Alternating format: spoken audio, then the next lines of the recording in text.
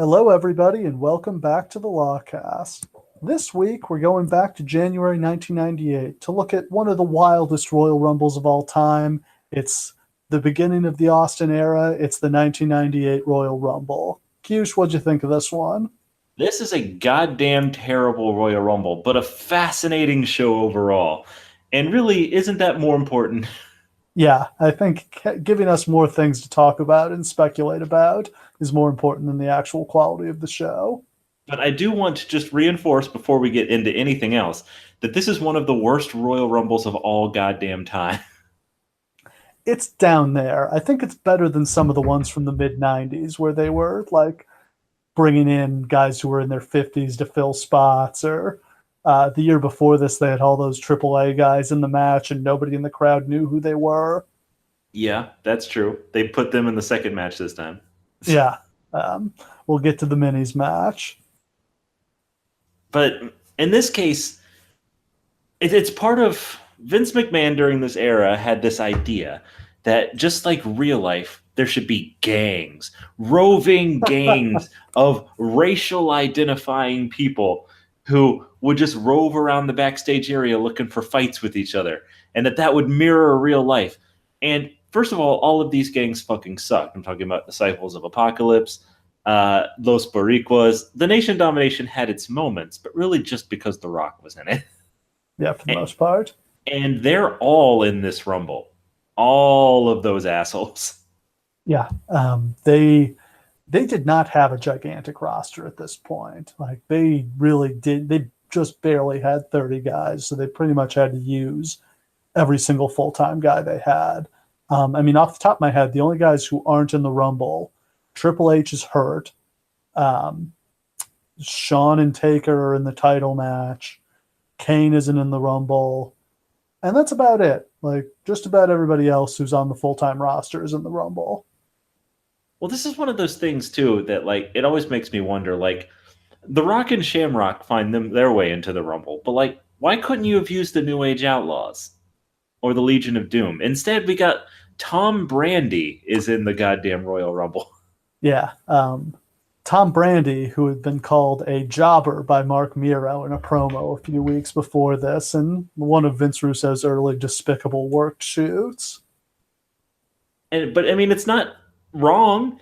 He's still wearing, wasn't he Salvatore Sincere? Yeah, Salvatore Sincere. That was the other thing that Miro did in that promo was he said, Salvatore Sincere is just a gimmick. You're actually Tom Brady.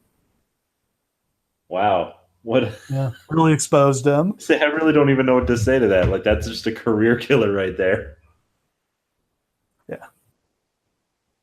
Gold Dust is just a gimmick. You're really Dustin Rhodes. Actually, they did that later, a few weeks later. That was the entire Attitude Era. Yeah. And in some ways, I like that, making the product more realistic, but they often did it in very stupid and unnecessary ways. That's absolutely true. So, I mean, we last left the WWF with Survivor Series 97. Bret Hart had just been screwed out of the WWF title by Vince McMahon. Shawn Michaels was the new champion. Bret Hart would not be seen in the WWF again for over a decade. Shawn Michaels and D-Generation X are running wild. Really, that's the whole show leading into this is just 2 months of absolute, nonsense craziness from DX. They're playing strip poker in the ring, doing all kinds of lewd promos. They're really starting to push the envelope on the product more and more. This is also where we got the ridiculous Vince McMahon speech where he's like, "You're tired of good guys and bad guys. We're not going to insult your intelligence anymore." Have you seen that clip? Oh, I've seen it. I have seen it. Have any idea what to make of that? I got the impression the first time that I saw it that it's just like, okay, Vince does not know how to explain Stone Cold Steve Austin to other people. Or rather, Vince doesn't get Steve Austin, so he thinks nobody else does either. I honestly think that was a speech that someone gave to Vince and was just like, look, some people don't just like good guys or bad guys. And Vince is just like, we got to tell the people or they won't understand. Yeah. They should probably have figured out by now that people don't want to be told what to do. Yeah. That was the And ethos of the time. and basically every baby face of this era is going to be that. And I guess I just wonder if Vince McMahon had to do this, not so much because he thought his fans were stupid, but just because he had to come to terms with it himself. He had to let go of the idea of the Hulk Hogan babyface. Of course, he will, again, after the Attitude Era, immediately clutch tight to that exact same idea again. But just for this like 3 or 4 year period, he just lets it go. Yeah, it's just so weird to have Vince, and Vince, especially this time where they've just done Montreal and Vince is just now becoming a character on the show, do this weird kayfabe breaking speech where he's like, "We're opening the envelope creatively, so to speak." It's like it one of the problems with the Attitude Era, and I guess it's not a huge problem, but is once you start opening the door to behind the scenes, like breaking kayfabe and stuff like that, it's like they didn't know where to stop. Like you can do heightened realism, you can have evil corporation leader Vince McMahon, but the second that he starts telling you, like, hey, our booking has been garbage, but we're going to start doing a better job, it just makes you be like, wait, what? WCW did a lot of that in like 99 and 2000. There seemed like a lot of shows where Bischoff or Russo or whoever would come out and just be like, "Yeah, boy, this product's really sucked lately, but we're going to turn it around now, I'll tell you." TNA did that a lot too with their like Oh, 55 God. rebuilds. And Make here's the thing, Impact great again. you Whatever get happened to that? it they didn't. Yeah, if you can believe that. Here's the problem. You get one shot at a rebuild. One time in your promotion's history, you can tell people, look, we know it sucks, you know it sucks. Let's bring in a bunch of new people, new management. Let's try this thing again. Let's save it together, guys, and rally the troops. And they did that with the Hulk Hogan and bringing all those people in, and people were on board. And then they fucked it. And then they tried like 20 more times. And by the end, like you're literally convincing your fans of how shitty your product is, whether they want to believe in you or not. You can't do that. Yeah. So this is the case where it worked though. And they were already, as we had noted, they were very much on the upswing at the end of 97. You know, we talked about with Bad Blood and Survivor Series how strong the business was, that they were selling out 20,000 seat arenas, that they were starting to do bigger money on pay-per-view, that even after they raised the pay-per-view prices, their buy rates were actually going up. So also, you know, shedding between the extra money they were getting from the pay-per-views and shedding Bret Hart's $1.5 million contract, suddenly they're looking a lot better financially. And that gives them the money to go out and cut a deal with Mike Tyson. So to recap where Tyson was, the Evander Holyfield fight, the infamous one where he bit his ear off, is in the summer of 97. Tyson's boxing license is stripped of his boxing license after that. He's suspended by the Nevada State Athletic Commission. And if you're suspended in Nevada, you might as well be suspended everywhere in boxing. You're not going to go fight somewhere else. So Tyson can't box. And he is deeply in debt to the IRS, badly needs a payday. And so Mike Tyson and wrestling are a perfect fit.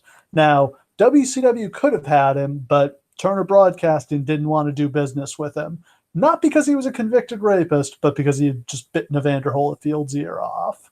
Well, look, if we're just counting out attempted rapists or convicted rapists, you know, I mean, how many people are you going to have left? But real quick, because we say the name Mike Tyson, and I think these days a lot of wrestling fans probably remember him best for this, especially if you're not particularly into boxing. But for our younger fans out there, I just need to really put Mike Tyson in context for you. In the late 80s, when Mike Tyson started, there had never been a boxer like Mike Tyson. He was terrifying. Yeah. He was terrifying in a way that I don't ever remember a fighter of any kind ever being. Like he knocked people out and like he destroyed their faces. Like he had punching power. I like something in a Rocky movie, basically. Yeah. And not only is he amazing in the ring, he is the biggest draw in sports. Like I just pulled up the list of the top 10 pay-per-views in history, period. Tyson's in 5 or 6 of these. Yes. Both Tyson Holyfield fights, Lennox Lewis versus Mike Tyson in 2002 did almost 2 million buys, which is insane because he was so far past his prime at that point. Yep. Yeah, like Tyson versus Peter McNeeley, which I think was his first fight after he got out of prison, did 1.5 million buys, and he knocked him out in the first round. That was the crazy thing was Tyson, people would buy these fights knowing they were going to last less than 2 minutes. They were totally fine with a 2-minute fight where Tyson puts the guy down. That was the expectation. If Tyson went 2 rounds, you wouldn't even know what to do with yourself. Like, I never watched a Mike Tyson fight where like it went the distance or it felt like a big battle. Like, literally, Mike Tyson was going to knock you out in the first round, or you were going to knock him out in the first round. That's it. Yeah. So he is quite among the biggest stars, not only, obviously, not just in boxing or combat sports, but in sports, period. Yeah. And I mean, this is not punchline Mike Tyson the way we know him today. This is like fresh out of prison, bit Evander Holyfield's ear off in a boxing match. Like, he's a terrifying this wild animal. Nobody Yes. knows what to think. People are legitimately afraid and legitimately hate him. Like, the hatred when he appears on the screen is palpable. And he's such a giggling weirdo that just makes him more terrifying. Like, and you can't understand a fucking thing he says. And the funny thing is, he's a huge wrestling fan. He grew up in Brooklyn watching the Worldwide Wrestling Federation. It's funny when Vince brings him into the ring and they do the famous Tyson Austin confrontation. Like, the first thing is Vince asks him, "Who's your favorite wrestler?" And he goes, "Bruno Sammartino." And you can almost see the pain on Vince's face hearing that name. Although I don't know who would have been acceptable to say at that point, because Hogan and Piper and everybody else are in WCW. So you can't say Bret Hart. You can't say Argentina Rocca. You probably shouldn't say Cold Stone Steve Austin, as he says on the show. Cold Stone's my man. Cold Stone. Yeah, so they have announced on TV that they're entering negotiations with Mike Tyson and that he would be at the Rumble. Don King did a promo, which is funny because about a week after this, Tyson fired Don King and sued him because he had been stealing money from him. And I think he may have found that out because he was tipped off to it by the WWF's guys, because Vince wanted to get in on promoting Tyson fights. Now, we don't deliberately do the same exact podcast that Something to Wrestle With does. We really try not to do that, but the same things are appropriate at the same times. And it just so happens that we kind of found that out on this latest podcast, that basically Vince was trying to get the pay-per-view managing contract of Mike Tyson. What do you think would have come of that if they had managed to do that? Vince would have become an even richer man than he did. But I mean, like, that's crazy next level money. Yeah. And it sounded like Vince has promoted some boxing before. Sugar Ray Leonard, yeah. Yes. Yeah, there's a pay-per-view we watched where Sugar Ray Leonard is on there because they're promoting one of his fights. Well, Vince's aspiration for a long time was just to be the king of pay-per-view in general. Yeah. I think he genuinely wanted to own pay-per-view, basically. He invented it, more or less. Yeah, so between WWE and Mike Tyson boxing, like, I think he just thought that he would have like a total hold on pay-per-view providers. And you can cross-promote. Yes. And really, they don't end up they don't do a lot with Tyson. Like, he's the enforcer at WrestleMania, and then he never appears again with the WWF until he hosted that Raw in like 2009 or whenever that was. It's pretty nuts. I wonder if it was just Tyson not wanting to do anything, or maybe they didn't feel that they needed him. I don't think it was that, because he's a huge wrestling fan. Like, that's a real deal. He's not faking it. And it's so funny because when he comes back as like the Raw general manager for a week when they were doing celebrities, he's in a match. And like at the end of it, he's just like, that was literally my dream. I'd always wanted to be in a match. I'm like, why didn't they book you in a match? How big would it have been if they had done Mike Tyson versus Steve Austin? Or even like Mike Tyson versus Ken Shamrock. Yeah. Mike Tyson versus the Undertaker, whatever. Yeah. I mean, another thing we learned on Something to Wrestle With is Vince pitched Steve Austin, hey, would you box Mike Tyson? Hey, we talked about Inokiism a few weeks ago. I think that would be peak Inokiism to have Steve Austin box Mike Tyson. I just want to like vaguely consider a world, and this never would have happened, but where the winner of the Brawl for All gets Mike Tyson. I'm surprised they didn't try something like that.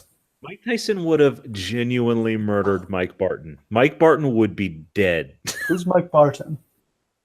Isn't Bart Gunn? Is that his real name? I think that's his real name, yeah. Sorry, I was just shooting for a minute there. I mean, that's a real pull if you know Bart Gunn's real name. Yeah, that's how deep down I am. Yeah, I'm impressed. So, I mean, the Tyson thing is kind of the talk of the industry at this point and what they'll do with him. And ultimately, they don't do anything too big with him, but even just his presence on this show, I think, really contributed to the strong buy rate. It's actually, they use him very well. Like Bart when you have Gunn's actual name is Mike Polchopek. Mike Polchopek? Mike Polchopek. Did he wrestle as Mike Barton in New Japan? He had to have wrestled as Mike Barton, yeah. Yeah, after he dropped the Bart in All Japan. I just assumed he would use his real name and not a fake real name. A second layer of if your real name was Mike Polpachek, I don't think you would use that as your stage name. Polpachek. Yeah. But yeah, like Shawn Michaels, Michael Hickenbottom. Oh God, yes, Michael Hickenbottom. Michael Shawn Hickenbottom. Oh boy. They use Tyson so well on this show, though. They keep him up in the luxury box. They mention him or like pan to him like after every single segment. So he's a huge part of the show, but he never really has to say anything, which is what you want because he can't. Don't want to hear that voice. He's got the Bobby Lashley voice. He has the greatest example ever of that, where like he is the most terrifying man, the most terrifying man in the world until he opens his mouth. Yeah. So what else has been going on? So at the December pay-per-view, Michaels retained the title against Shamrock. Shamrock had him in the ankle lock when Chyna and Triple H interfered for the DQ. And then Owen Hart made his shocking return to the WWF. I think people had assumed we were never going to see Owen again because Brett was gone, Neidhart was gone, Bulldog was gone. Neidhart was just working on a handshake deal, so he was free to leave for WCW. Bulldog had to buy out of his contract $150,000, but I think he got Bischoff to pay the money for him. But Vince wouldn't let Owen go. And what do you make of that? I'm not really surprised because, I mean, Owen has a lot of worth, not only just as a wrestler, because obviously he was firmly in the mid-card by this point, but just as like a morale guy to train up guys. Like he's one of those glue guys that you have to have on your roster. And I also think that if they gave Bish the entire Hart Foundation, they're giving him an act that can still draw money. Brett by himself, Davey Boy by himself, maybe not so much. Yeah. But if you're handing him basically their booking brainchild, like you're giving him too much. Yeah, and they don't end up doing very much with Owen, but I think a lot of that is they get so hot that they're no longer dependent on Canada as a market, whereas for the previous 6-7 years, Canada had been one of the things that was keeping them afloat, that they could always draw well there. Now, let's also say this. The number one thing that everybody brings up from this period is why didn't Owen Hart get a title shot? Why didn't he get a program versus Shawn? And while academically I get why he should have, he just wasn't in that spot. I don't think the fans would have bought it. He got a huge pop when he jumped Michaels in Your House DX, but it kind of faded after that. And the problem is he's not really suited to portray the character he was having to portray, which is this like edgy anti-hero, Black Heart, I'm the survivor, jumping out of the crowd to attack people. That's not Owen Hart. Like, Owen Hart is a shithead heel. That's always been what he was great at. Right. And there's a reason they turn him back into a shithead heel 3 months after this. Yes. and put It's him in the Nation of Domination. it's a shame because nobody from the Hart Foundation really was, except I mean, you know who could have run with this is a Brian Pillman. Yeah. Unfortunately, he's dead. Yeah, that's the shame. But yeah, that's the point is that I mean Owen Hart could always wrestle and in the right spot his character could click and make it work, but he's not a main event guy. He never was. And he can't do this. And really Shawn would have eaten him alive. I'm surprised Shawn got in the ring with him at all. I mean, I wouldn't have blamed Shawn if he's like, I know, I know he's a good guy, but I don't trust him. I would not have blamed Shawn if he'd just been like, I don't want to do it, because they do have a match on Raw, and it's a good match. It's a good 10-minute main event match that Owen wins by DQ, but that's the extent. After that, they drop Owen into a feud with Helmsley. Yeah, I mean that's very professional on both of their part to work that match because I can't imagine either one of them trusted it's just the the other. wrestler's code. No matter how big your problem is backstage, when you're in the ring, you're putting your life in the other guy's hands. I mean, Chris Benoit and Kevin Sullivan worked together professionally in the ring, even while they were, involved in Benoit was having an affair with Sullivan's wife. Yeah, that's pretty awesome actually. It's, I think, a tribute to this incredibly strange wrestling business that two guys who have that kind of personal feud with each other just got in the ring and pretended to fight and didn't hurt each other. Benoit is actively having an affair with the head booker's wife, and they book him into an angle where he does that. That's majorly crazy. I think the order went the other way. I think they did the storyline and ended up having an affair because of the storyline. Well, that's Kevin Sullivan's fault then. Yeah. Don't never book someone to bang your wife because he just might bang your wife. He might do it for real.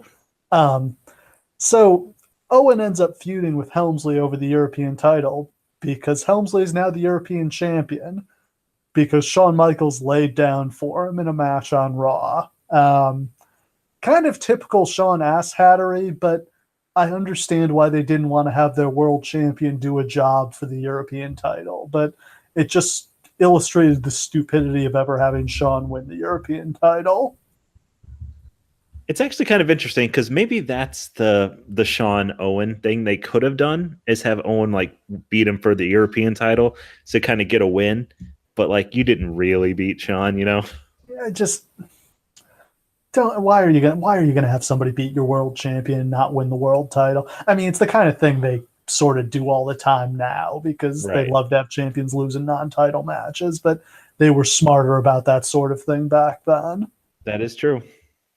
But it's just, this is why they never should have put the European title on Shawn. He had never defended it. That was the storyline, was Slaughter forced him to defend the belt because he had never defended it, and he said, you have to wrestle Triple H. And so he laid down for Triple H in the match.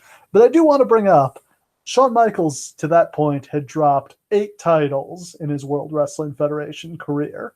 And he had dropped exactly 2 of them in real matches in the ring. Just to go over, he was stripped of his first Intercontinental title in the fall of '93 after failing a drug test. He forfeited his first tag team title, which he held with Diesel in the fall of '94, when their tag team broke up, and it was decided that they should just forfeit the titles instead of losing them in the ring. He was stripped of his second tag team title, also with Diesel, because they did a dusty finish at In Your House triple header to win them.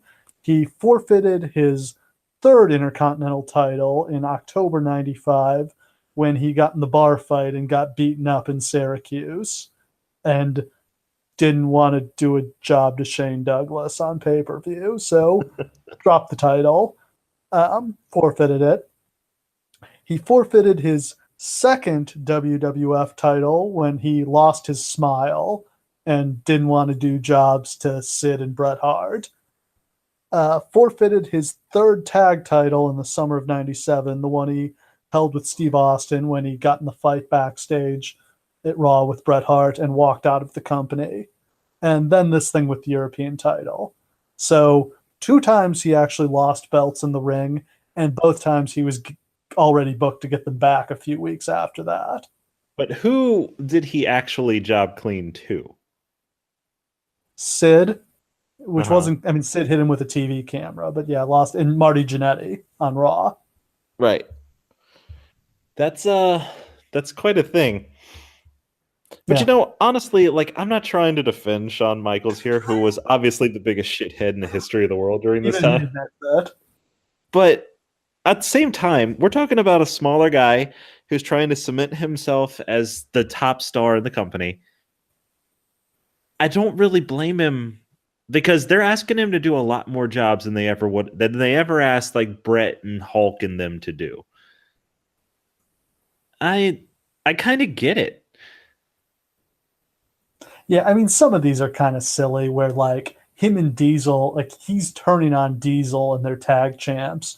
Why doesn't he just screw Diesel over and cost them the tag titles instead Right. of, they're going to forfeit them? And like you have the obvious shitheadery with the losing my smile thing, which we'll go into in depth someday when we do WrestleMania 13. But I mean, some of them, like the failed drug test, that's out of his hands. I mean, should not be doing steroids, but he failed the steroid test, and he ended up losing. That was when they did the ladder match against Razor at WrestleMania 10, and he lost the ladder match. So Right.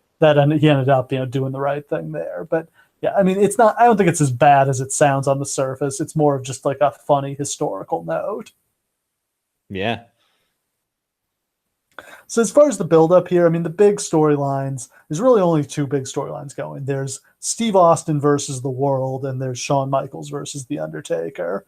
So this is where this is to me when Steve Austin really establishes himself as a star, when they just start doing the stuff where he's running into random matches and stunning everybody. Now, let me ask you this, because I wasn't watching at this time. In fact, we'll kind of talk about this later, but I just started watching from this era again. Was Michaels versus Undertaker like some kind of continuation from their Hell in a Cell match? Because the whole promo video is just on that this match. show they show they show the clips of Hell in a Cell, and it's basically Undertaker killed him in the Hell in a Cell match and got screwed over by Kane. So of course he's going to beat Michaels in this casket match, especially now that it appears him and Kane have reconciled. That was the big storyline. Was first Kane was surrounded by a bunch of guys who were going to beat him up, and Undertaker came out and they beat all the guys up and ran them off. And then on the go home Raw, Undertaker is being beaten up by DX, and Kane comes out and saves him, and they both do the Undertaker pose kind of salute to each other. So it appears that Undertaker and Kane have set aside their differences. I mean, it's the most obvious swerve in the world, but this show, everybody knows coming into this, Austin's going to win the Rumble and Kane is going to screw Undertaker. But I'm glad they just went through with it rather than trying to swerve us. Yeah, I can't even imagine what that swerve would be, but I'm very, very glad they didn't do it. I mean, the year before this, they had Austin win the Rumble instead of Brett because they thought it was too obvious Brett would win. Which was actually wound up being accidentally smart on their part, like most of the greatest things they ever did. Accidentally smart. Yeah. So, I mean, those are the two. Austin has been attacking everybody. So it's kind of like, how can Austin win when everybody in the match is going to be after him? But he's just been running in on matches, stunning everybody. This is where you get the famous gif of him stunning Jeff Jarrett and then mocking the Fargo strut, which I think everybody has seen and is absolutely hilarious. Is this the one where Vince puts like a bounty on his head? Like anybody? That's the next year. That's 99. Okay, got it. Yeah. Here it's just everybody's going to be after him because he's attacked every single person in this match, like face or heel in the lead up to this. Yeah, we'll kind of get to it, but when he comes out in the Rumble and his music hits, every 20 people in the ring turn. I love that. And stop doing anything else because doesn't matter about getting the title. They want to kick Steve Austin's fucking ass. And they can't do it because he's just that badass. That's awesome. So the other thing going on with Austin is this is where he forfeited the Intercontinental title by refusing to defend it against The Rock. It was decided he shouldn't do a job for The Rock, which, again, is probably the right call, but this is probably why they never should have put the IC title on him to begin with. Yeah. Ironically, it's the same situation they just had with Roman Reigns, where they had to get the IC title off of him. Which is, I'm glad he did a clean job to The Miz, or not so much clean, but a job to The Miz rather than throwing it off a bridge. Though, if every time somebody vacated a title, they had to throw it off a bridge, that'd be pretty great. Well, it's just funny how many times they redid this. It was like every time they came to Detroit, somebody had to either somebody was throwing a belt in the river or somebody was getting thrown in the river. I think we've mentioned it like 10 times, but like the time where Kurt Angle gets him up on that bridge and then pushes him into a kiddie Yes. pool is one of the funniest moments in wrestling history. Yeah, that was the best. That was the best redo of this. But yeah, this is the famous angle where, rather than give the belt to The Rock, he throws it into the Detroit River. It doesn't really make any sense that Rock got to be the champion because Austin had just beaten Rock at the pay-per-view, so it wasn't like Rock had earned a title shot, but they just knew it would get him a lot of heat. And they were right. Yeah. So getting into the show, it's Sunday, January 18th, 1998. We're at the San Jose Arena in San Jose, California. We've got a sellout crowd, 18,452 fans, 16,661 paid for a $414,000 gate, plus $159,000 in merchandise sales. Those are both monster numbers. Like, that's wild. Like, oh man, I can't even. It's funny because now, like, we have a different way of looking at these numbers. Like, the Royal Rumble, they could probably pack in like 30,000 fans if they wanted to for it these just days. Last year, they did. They were at the Alamo Dome and they had 50,000 people there. Here's the crazy thing: the year before this, they ran the Alamo Dome for the Rumble '97. They had 60,000 people there. About 50,000 paid, and the gate for 50,000 people was only $480,000. They did almost as much money with 18,000 people there this year as they did with 48,000 paid the year before. And the answer to that, boys and girls, is ticket prices. Yes. When people actually want to come to your show, you can charge them actual money. And you don't have to charge. Yeah, you're not doing $5 tickets when they eat at Taco Bell like they were the year before. Oh my God, I remember the commercials for that. And I was like, oh my God, I wish I could go. We're going to have to. We're going to do that show at some point because that's one of my favorite pay-per-views, just in terms of the insane backstory that Vince is like, we're going to run the Alamo Dome, even though we're drawing like 5,000 people to our pay-per-views. And somehow it actually fucking worked. That's one of the great accomplishments of all time. Yeah, I mean, sure, they papered the hell out of it, but still, for 48,000 people to pay, even though a bunch of them only paid $5, is incredible. Yeah. But this year, they do the largest gate in the history of California, Northern California. I think the previous record was like WCW had done a $160,000 gate for Super Brawl the previous year. So this absolutely shatters that record. Just a big hearty dump right on Hogan's chest on that one. And this is this is how fast they're picking up steam that they're going from, we can't even sell the Garden out to we're doing almost $500,000 in San Jose. Man. And like, we're talking, it must be said that 6 months before this, business still wasn't that great. Like, it picks up in such a short period of time.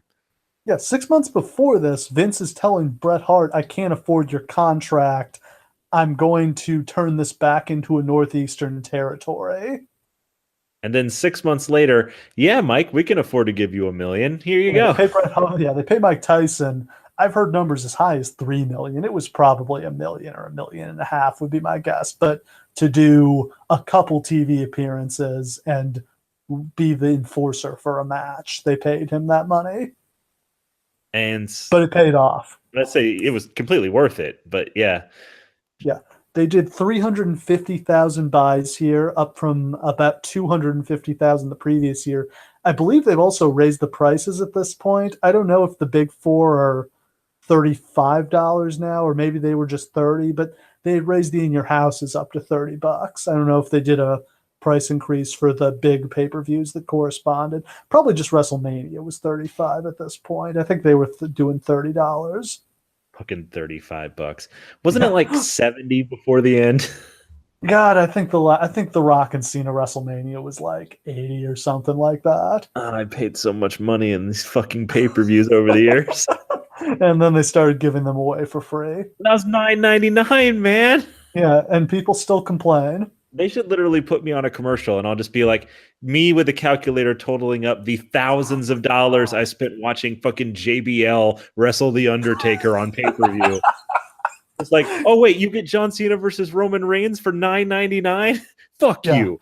We paid $50 for JBL versus The Undertaker in a fucking last ride match. Oh my god.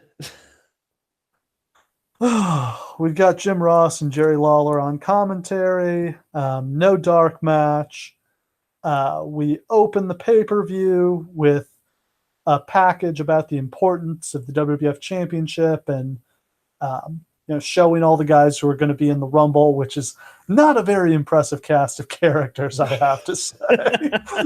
This would have been a fun year to do the Vince Gravel voice intro where he's running down Savio Vega. Kurgan. Yeah, I like that they put over the title and this is what everybody's chasing. I think that is always the right way to do this. I'm not a fan of the numbers package they do every year now. It's got to be these guys are going to go through hell to get a shot at the world title at WrestleMania. Yeah, I agree. I liked the numbers package the first time that they did it. I remember thinking that it was really cool. But they're trying so hard now to turn this match into something that it's almost like their gambling event, right? I mean, it is. I've got a few numbers in the pool. Yeah, it's literally the only event all year long that you can actually gamble on reasonably. It's become like their fantasy wrestling thing. And it's more about that than it is about who's actually going to win. Who actually wins the Royal Rumble hasn't mattered in a long time. Fucking Randy Orton won that shit last year. Well, especially with the brand with two shows, it really doesn't matter because there's just somebody on the other show is going to get a title shot anyway. There's no urgency to it.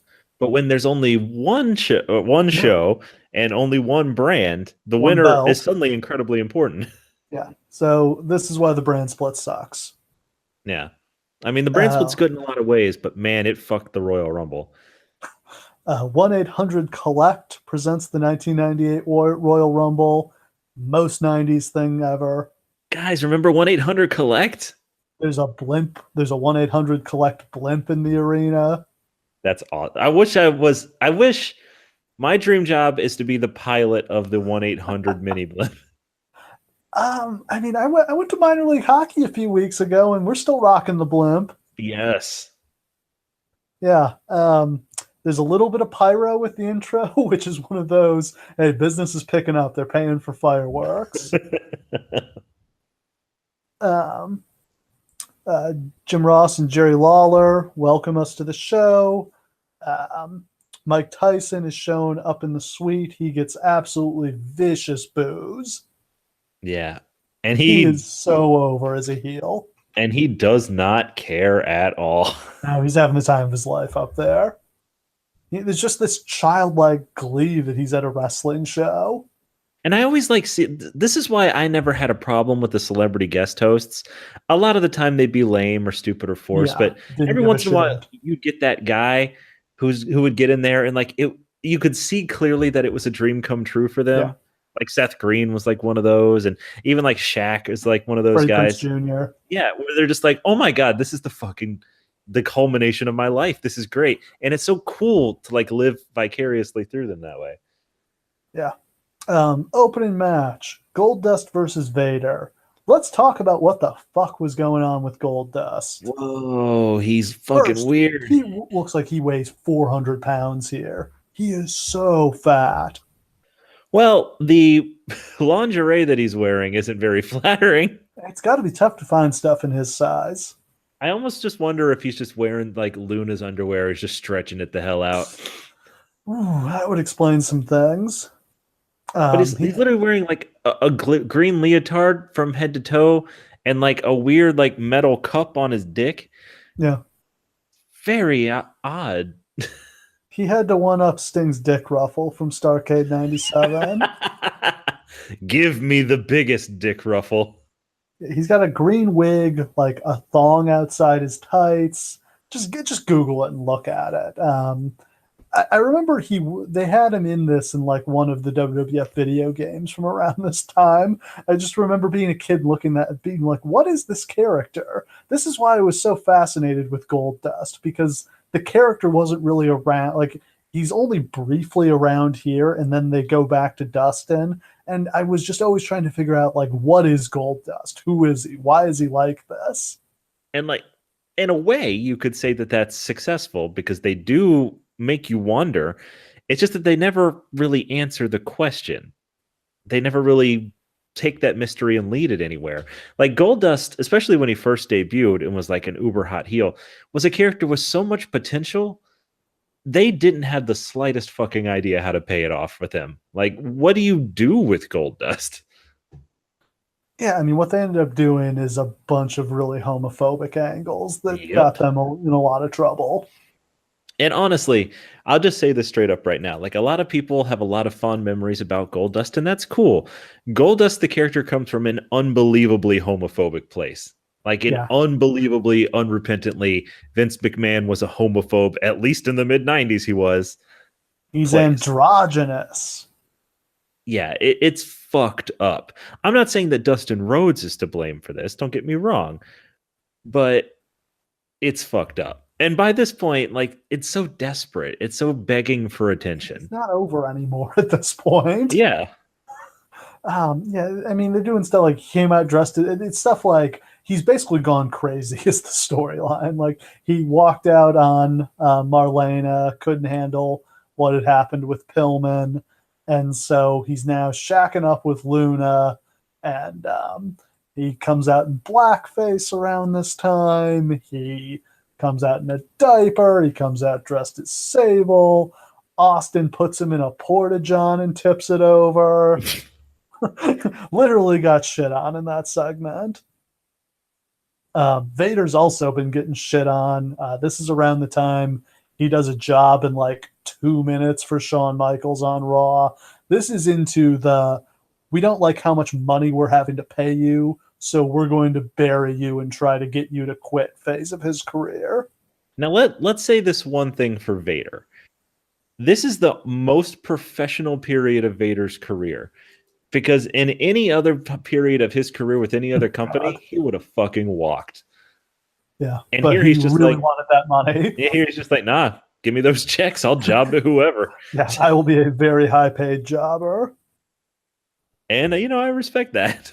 Yeah. But it is a shame. He does quit. He does quit before the end of the year. He has so much potential. Obviously, it's Vader. They really could use him. He would have been such a great opponent for Austin. Yes. The only match, they had like a 5-minute match on Raw in 1996, and that's the only match they had on any big stage. But not just Austin. Like, what's the obvious one? Taker. They never get there. No, him and Taker had matches in 97. Not really. I mean, yeah, like undercard matches, never like a big main event type match. I mean, Vader didn't. The only main event he ever had was Shawn Michaels. That's his only main event match in the WWF was against Shawn at SummerSlam '96. They just and if you go never and watch got anywhere with them, you'll find out exactly why that was the only one he ever got. Yeah, Shawn Michaels didn't like working with Vader, which is a shame. Vader was literally going to win the title, and they gave it to Sid instead. And Sid was fine too, but Vader would have been better in that spot. And those would have been some awesome matches him and Shawn could have had. Completely agree. So they're just fighting. They're brawling all over. This issue goes back to Survivor Series, as you'll remember, or probably not, because you should use that space in your brain for something else. Vader walked out, or Goldust walked out on Vader and Team USA at Survivor Series. And so they're still feuding. Goldust is beating up Vader. He rubs his junk in Vader's face on a 10-punch. Vader comes back. He goes for the Vader bomb. Goldust low blows him. Goldust goes for a sunset flip. Vader sits down on him and squashes him. Then Luna jumps up on Vader's back, but he still goes up and hits the Vader bomb. Cool finish, big pop, and I thought a pretty decent match considering the guys in there. Honestly, this is probably one of Vader's better matches in WWE, which is kind of a sad thing to say. But yeah, that finish was great. And like, I guess when you think about the physics of holding on to Vader's back while he does the Vader bomb, Woo. perhaps you should consider that you're probably going to go flying. And Luna, in her case, spikes headfirst into the mat. Yeah. Yeah, but it was awesome to watch. Really cool. Got a great reaction. We go backstage where Steve Austin rolls into the arena in his pickup truck. Michael Cole tries to get a word from him, and Austin just totally blows him off. Not doing an interview with Michael Cole. This will continue a long-standing streak throughout Austin's career where he really won't enjoy doing interviews with Michael Cole or anyone, really. Or anyone. Continuing, did you see the thing that they put on YouTube from the Raw on Monday? No, I didn't. It's funny. It's just him yelling at the announcer for not having a good question prepared for him. Like, I'm Steve Austin. I actually drew money in this company. Oh, my God. Yeah. That's amazing. Next match, we've got the Minis. They were still doing this. Yeah. 1998. Ooh. Here's the thing. Mini wrestling, especially in Mexico, can be awesome. This was actually a good match. Yeah. Like, if you just like watched the holds and the athleticism, great stuff from these guys. They were working hard.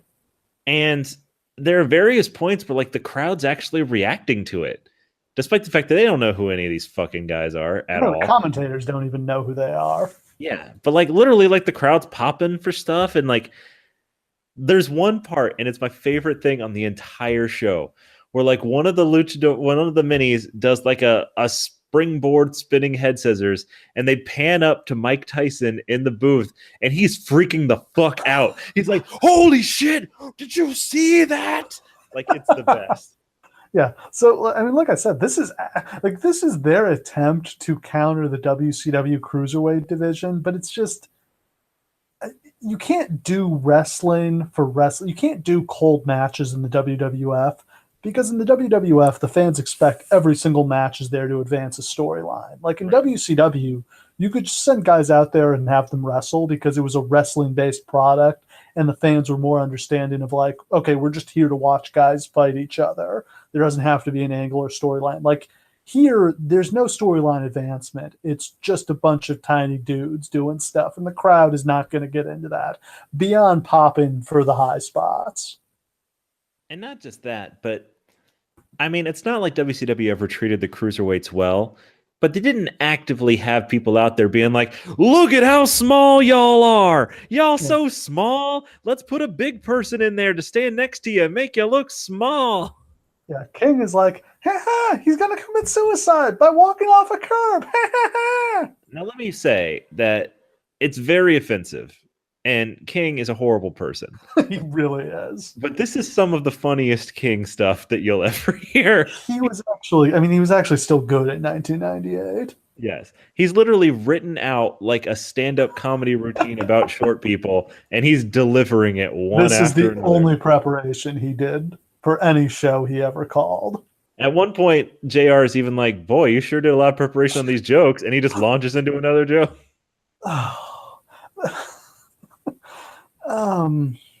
Yeah, Sonny's the referee here. I don't think we need to do this is the best they could come up with for Sonny, because that's been a recurring theme on these podcasts. Yeah, and I mean, she puts something into it. She's got personality. She doesn't half-ass it, really. Botches a leapfrog spot at one point. Yeah, she fucks it up bad. Couldn't jump over a guy who's like 2 feet tall.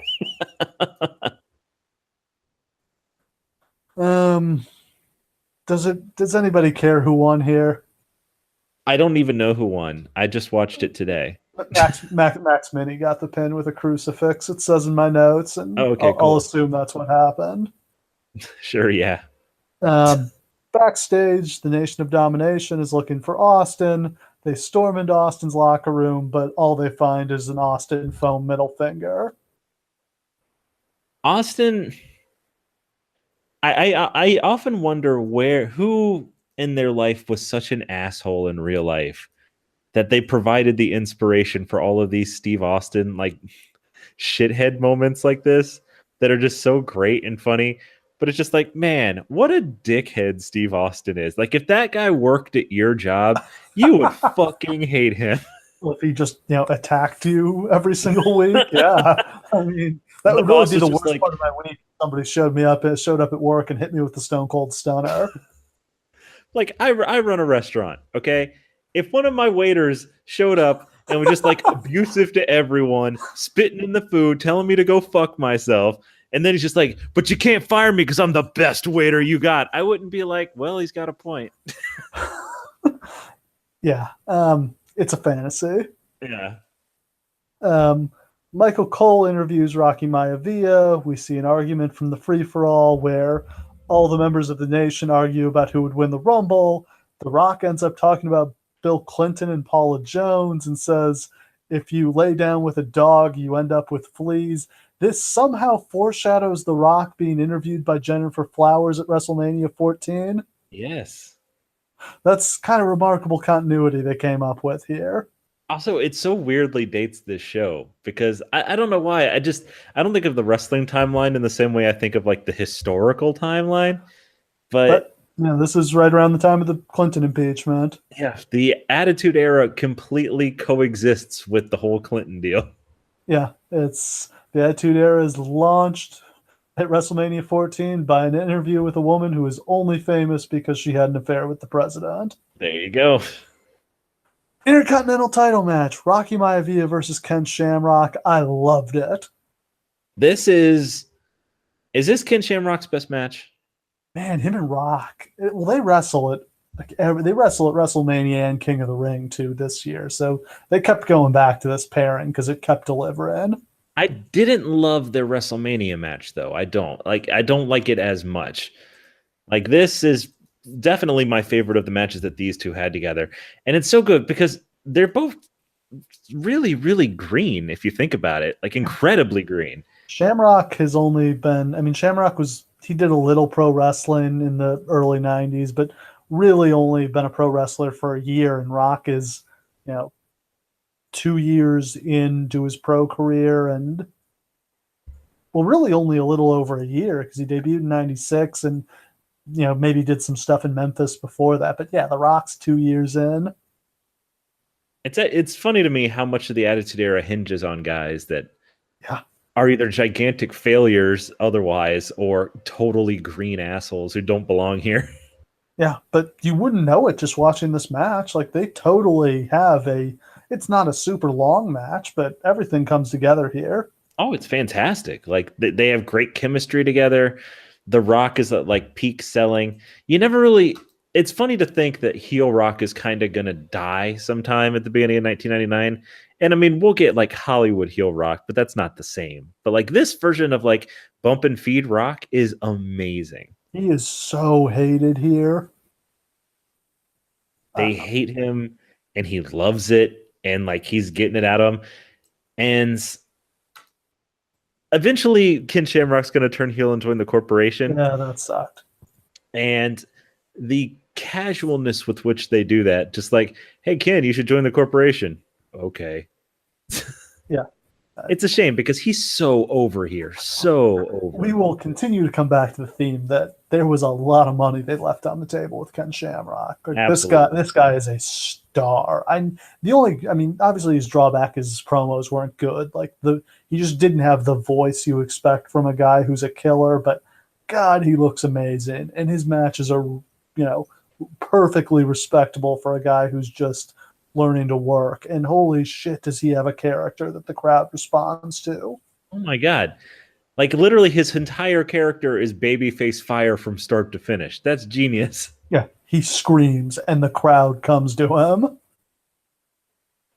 And his enhanced body is one of the greatest bodies in wrestling history. Yeah. I mean, you can just actually, I don't even know if UFC probably wasn't even drug testing back then. But I was thinking he, got out of UFC and he's like, wait, there's no drug testing here? Sweet. Let's go. But this was the Wild West days of UFC, so they may not have even been drug testing.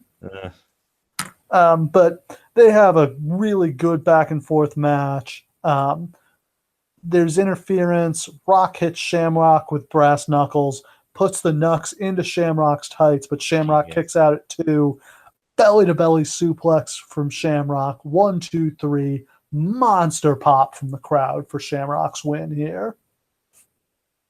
And this is such a great finish. And I know I was reading online just some people's opinions about this show, and there's so much complaining about like screw job finishes or DQ finishes. And I don't know if I've ever made my stance on this officially known on this show, but a DQ finish, if the feud's not over, is good. This was a genius finish to get heat on the Rock. This is where people got worked. Is people were excited that Ken Shamrock won, and then they were mad when it didn't stick. Yes, and this is so great. The Rock pops up and he's just like, "Hey, he hit me with the brass knucks. They're on him right there." And the ref's like, "Why do you have brass knuckles on your dick?" And Ken Shamrock's like, "What?" Yeah, Ken Shamrock, being an idiot, like pulls the knucks out and hands them to the referee because he's a noble idiot. Oh my god, baby faces are so stupid. Yeah. And so the referee reverses the decision, and then Shamrock beats the shit out of the referee. Oh my god, it's so good. Belly to belly suplex, ankle lock. This is just they basically do the same finish at WrestleMania 14. But yeah, I loved this match. I loved this angle. I thought both guys came out of this moreover. And I just love the idea, like, you could have done so much with the version of Ken Shamrock that he's the most dangerous man in the world, but he's so easy to fool. And every time you fool him, he gets so mad he murders everyone. You don't want to make him angry. Oh, it's so great. Backstage, the Boricuas try to attack Austin, but it turns out it's actually one of the DOA guys. Which is a easy mistake to make, because they're all just bald guys who wear black vests. Yeah, exactly. And then there's a big brawl between the Boricuas and DOA in the locker room. Yeah. The Nazis versus the Latin gangs. Glad we brought that one in. So then we've got the New Age Outlaws defending their belts, the tag team titles against the Legion of Doom. The video package is basically about how the Legion of Doom are 2 old washed up schmucks at this point. And then the match proves it. Yeah. Basically the storyline is, the Legion of Doom can't go anymore. They're just getting outsmarted by the new hot young heels, the New Age Outlaws, who are really already coming into their own here. I don't even really want to talk about the Legion of Doom because it makes me sad. They were done by this point. There was nothing left. Do you think there was potential in just Animal and Draws as the Legion of Doom? No. I think the gimmick had run its course by this point, and they don't fit in well in this era at all. No, they don't. They're not the right fit for this kind of more realistic era.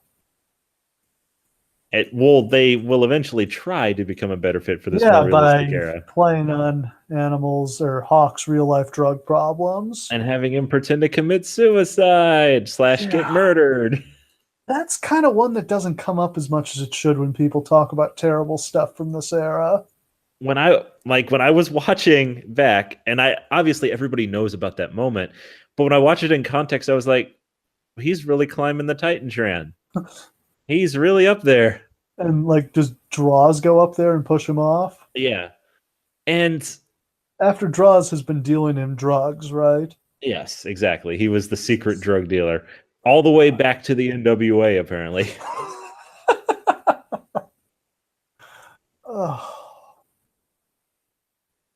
But that was another thing, too, is that they did their own stunts, and they were not carefully controlled stunts back then. So Hawk really, for real, climbed 40 feet in the air on the swaying Titantron. Yeah, that shit's didn't scary. Look safe at all. No, that's horrifying. And every time Austin drives his truck into the arena and it bumps against the Tron and the thing goes back and forth, I'm like, what's holding that up? Yeah. Just some wires? If that comes down, people die. Yeah, Owen Hart died in a botched stunt. I'm amazed that it took so long for a stunt to be botched, because it's not like they're taking proper care. No.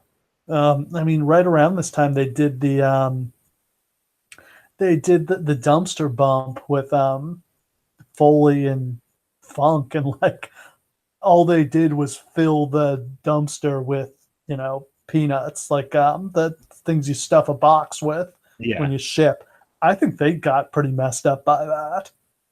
And I understand that there weren't really crash pads at the time, but man, if they had invested in stuff to actually keep him safe, imagine how much longer Mick Foley could have wrestled. Mick Foley. They probably should have tried to rein him back more, but he did this stuff to himself. I mean, if anything, he was safer at this point than he was back. When you watch his matches from WCW, he's just doing insane falls onto concrete floors in matches that mean nothing. Yeah. I mean, by this point, he was starting to dial it back a little bit because he just physically couldn't do the stuff he had been doing before. Still crazy, though. Yeah. So we're kind of avoiding talking about this match because it sucks donkey dick.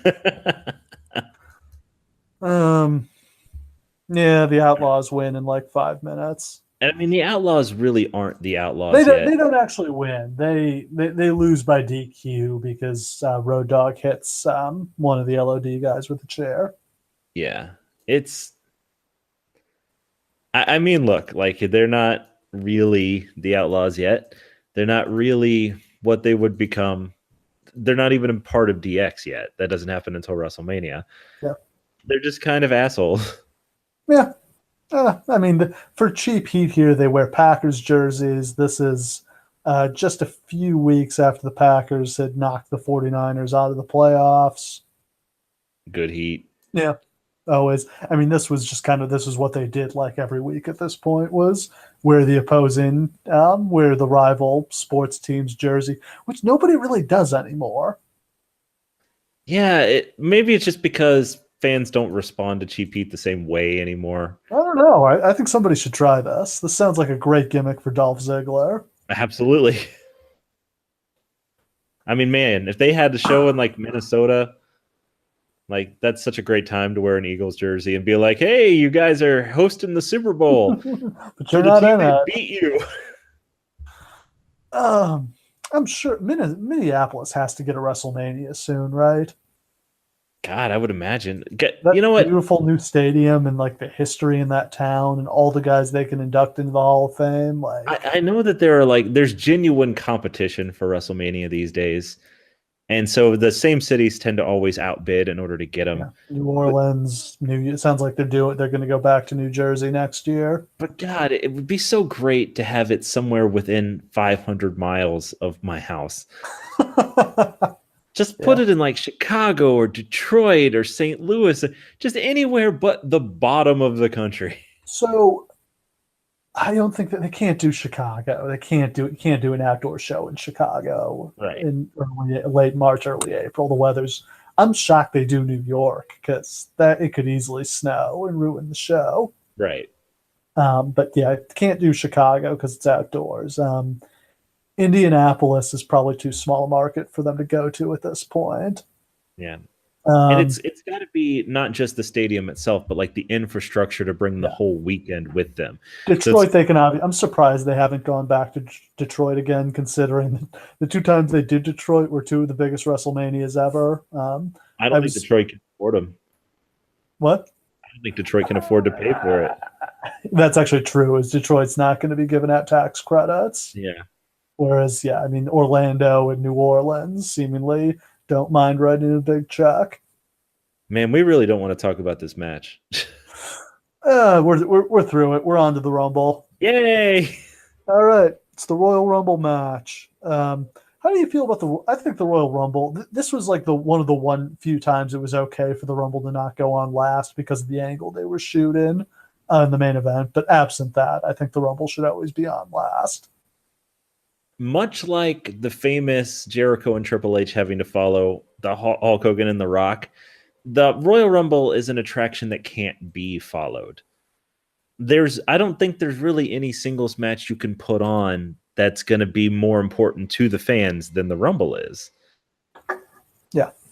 And this so 60-minute match where they see everybody on the roster and all these crazy angles and eliminations. And then Austin wins. Like, I would leave. Like, I started to turn off the show, and then I was like, oh, wait, the main event? What? Wait a minute. The main event was a perfectly good match. Yeah, and it was between two big stars, but it's not the Rumble. And this is a shitty Rumble, and it's still way more important. So Cactus Jack is at number 1. Chainsaw Charlie is number 2. Let's talk a bit about Chainsaw Charlie. Okay. So this is Terry Funk, as Jim Ross will remind you by repeatedly calling him Terry Funk. This was just one of those Jim Ross is not going to play along things. I don't think anybody in WWE really played along except for Terry Funk. Like, everybody it's so just amazing wanted that this was his idea, because everybody's like, oh, this is Vince fucking with an old guy again. It's like Dusty and the Polka Dots. It's like, no, this was actually Terry Funk's idea. Yeah, because he was trying to steal Leatherface's gimmick, which is hilarious. I don't know why they didn't just get Leatherface. It's everybody wants Terry Funk to be Terry Funk so bad, but Terry Funk doesn't want to be Terry Funk. Maybe because he doesn't believe he can be Terry Funk anymore. Well, let's remember, Terry Funk had retired from wrestling in September 97. Very emotionally. Like, this is probably top 3 Terry Funk retirements. Yeah, and here he is back. The year before this, they had brought him in for the Rumble 97, and he had done this epic promo on Saturday night, on Shotgun Saturday Night, where he called Your mother's a whore! Ross, you oaky asshole!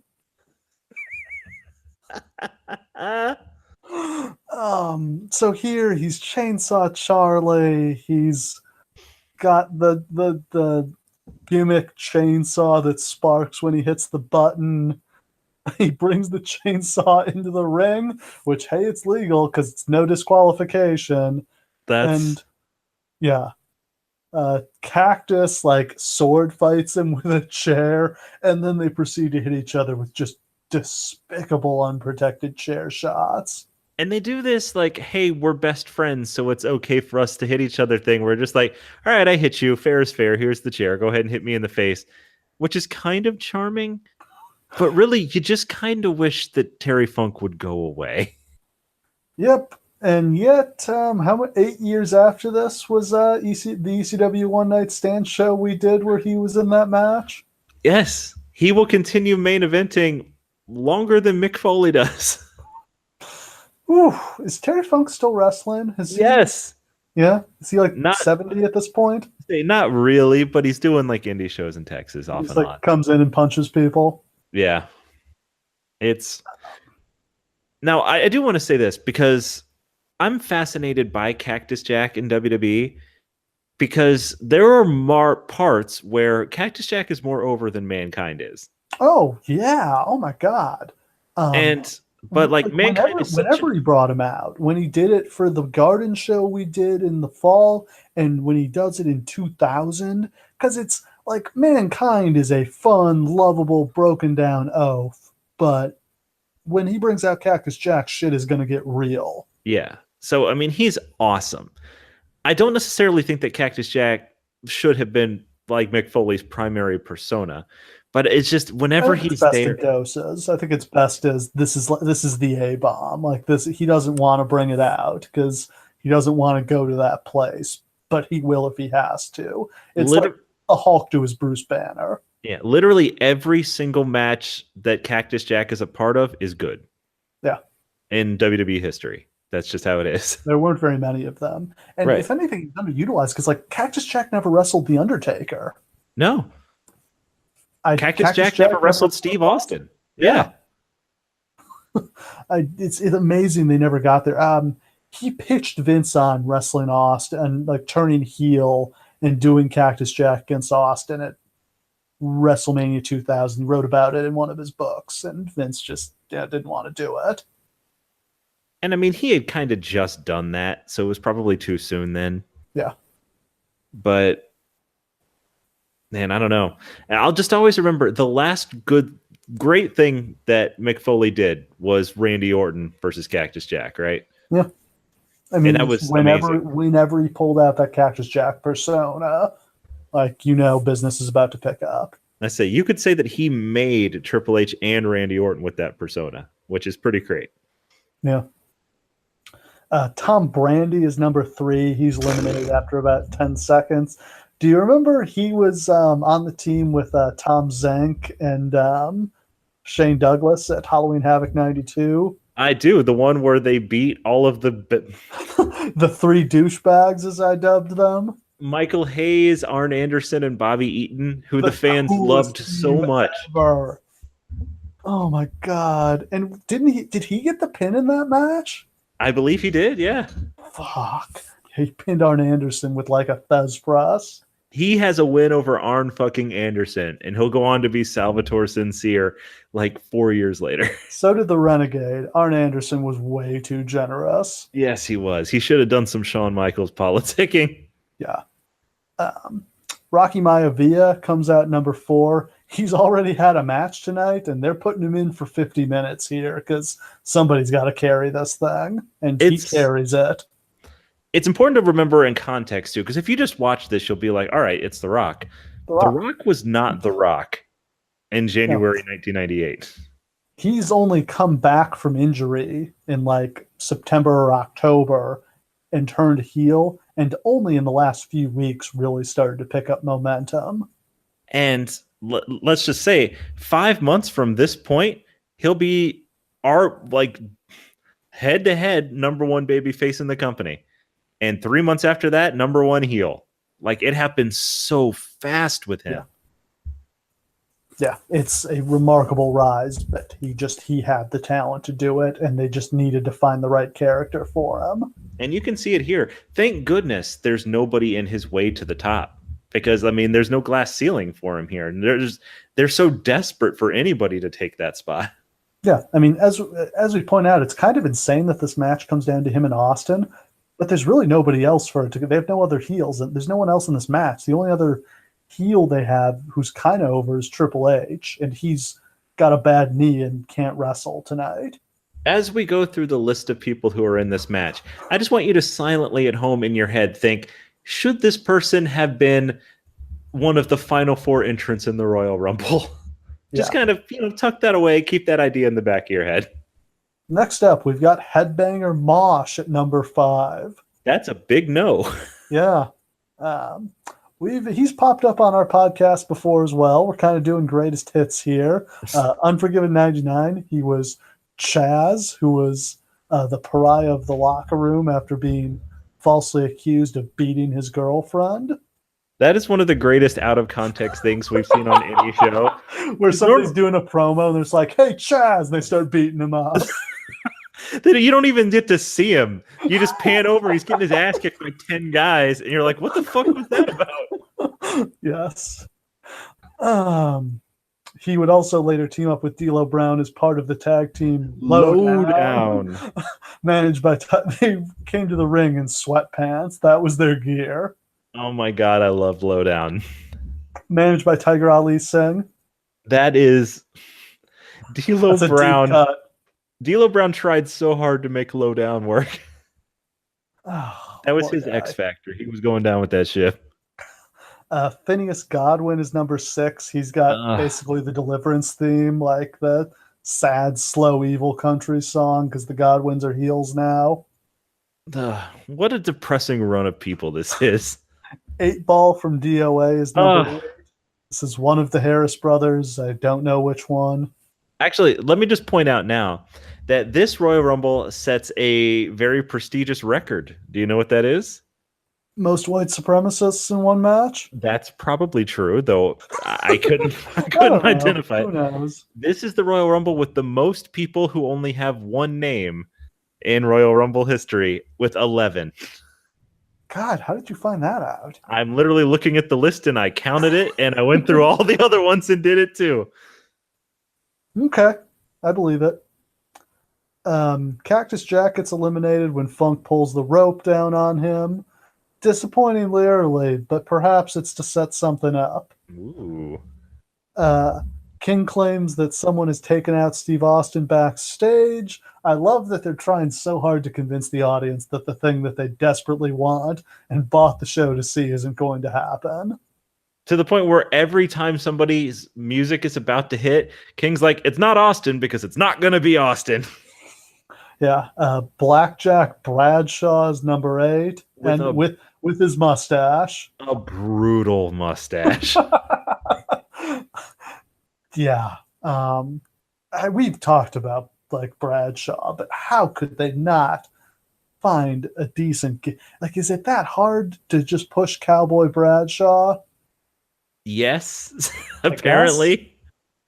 Yeah, I mean, maybe that kind of gimmick wasn't going to work at this point, but I mean, also at this point, the Blackjacks have broken up. I thought because Barry Windham's joined. Oh, I don't think Barry Windham's joined the NWA stable yet. I think that happens a few weeks after this. Right.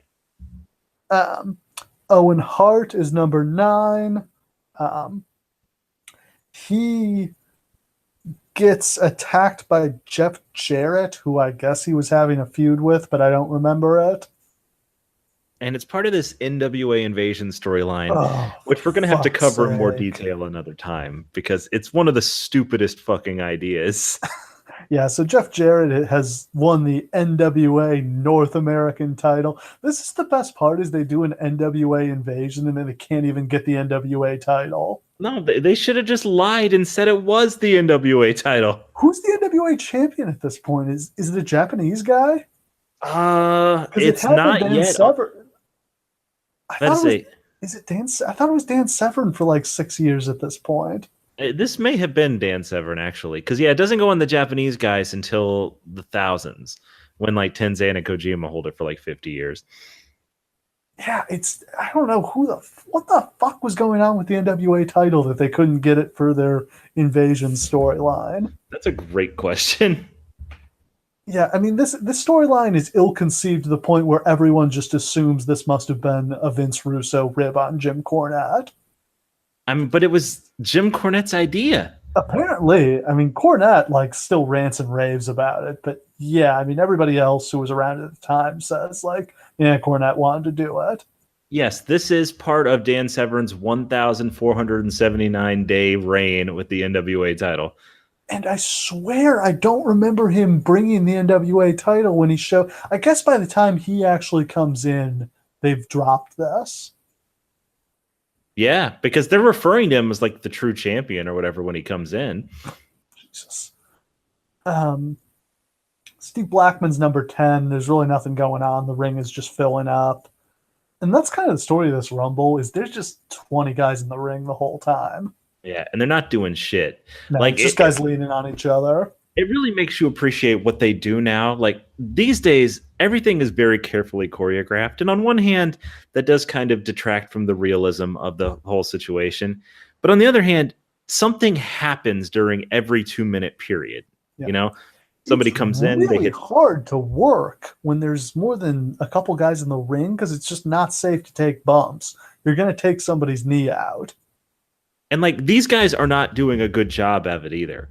Like there are guys in the ring who are just constantly not sure what they should be doing. So they'll be beating up a guy and then they'll just wander off.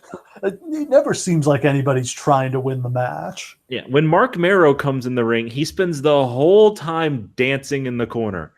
He does nothing. D'Lo Brown is number 11, and he and Rock immediately start fighting, even though they. Why don't they? Yeah, like I know they love to push this "it's every man for himself" thing, but if you were in a stable or a tag team, you would work together with your partner to try to eliminate everybody else, and then just fight each other at the end. Do you think they're testing Rock as a babyface here? Because literally, the whole nation, every time they walk in, they start beating his ass. See, it's interesting because it wouldn't really make sense to be doing that because it's going to come down to him and Austin. But they're already starting to tease that him and Farouk are going to split. Right. But like literally in the next couple weeks, that really becomes apparent. And the guy WrestleMania, he becomes the leader of the nation. The guy he wrestled and screwed over like 20 minutes ago, Ken Shamrock, is in this match and is not nearly as angry at him as D'Lo Brown is. Yeah.